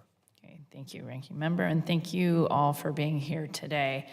It's clear the VA has an accountability problem that we are working to fix. It's unacceptable that time and time again, VA employees who have engaged in misconduct are just moved throughout the organization. Such moves allow these employees to infect other VA offices with their bad behavior, or even put veterans at risk for adverse health consequences. I just want to say a personal thank you for taking action at the Hampton VA to replace the top three leadership there, the executive director, the chief of staff, the chief of surgery. I think these were changes that were certainly needed, and I really look forward to a change to the positive direction with the Hampton VA. But all these reasons that we talked about today is why Congress needs to pass the Restore Accountability Act of 2023. This bill would speed up the disciplinary process. A more efficient process would not only make sure employees found of wrongdoing were appropriately disciplined in a timely manner, but also allow VA employees accused of wrongdoing but never found responsible to have their name cleared. Accountability does not just mean appropriately dealing with misconduct. It also means showing good judgment and being transparent. This is why it's unacceptable the VA has failed to provide additional briefings on its budget shortfall since first notifying this committee of the budget issue nearly 2 months ago. Full transparency is needed here so such a situation never happens again. With that, I ask unanimous consent. All members shall have 5 legislative days to revise and extend their remarks and include any extraneous material. Hearing no objections, so ordered. The hearing is now adjourned.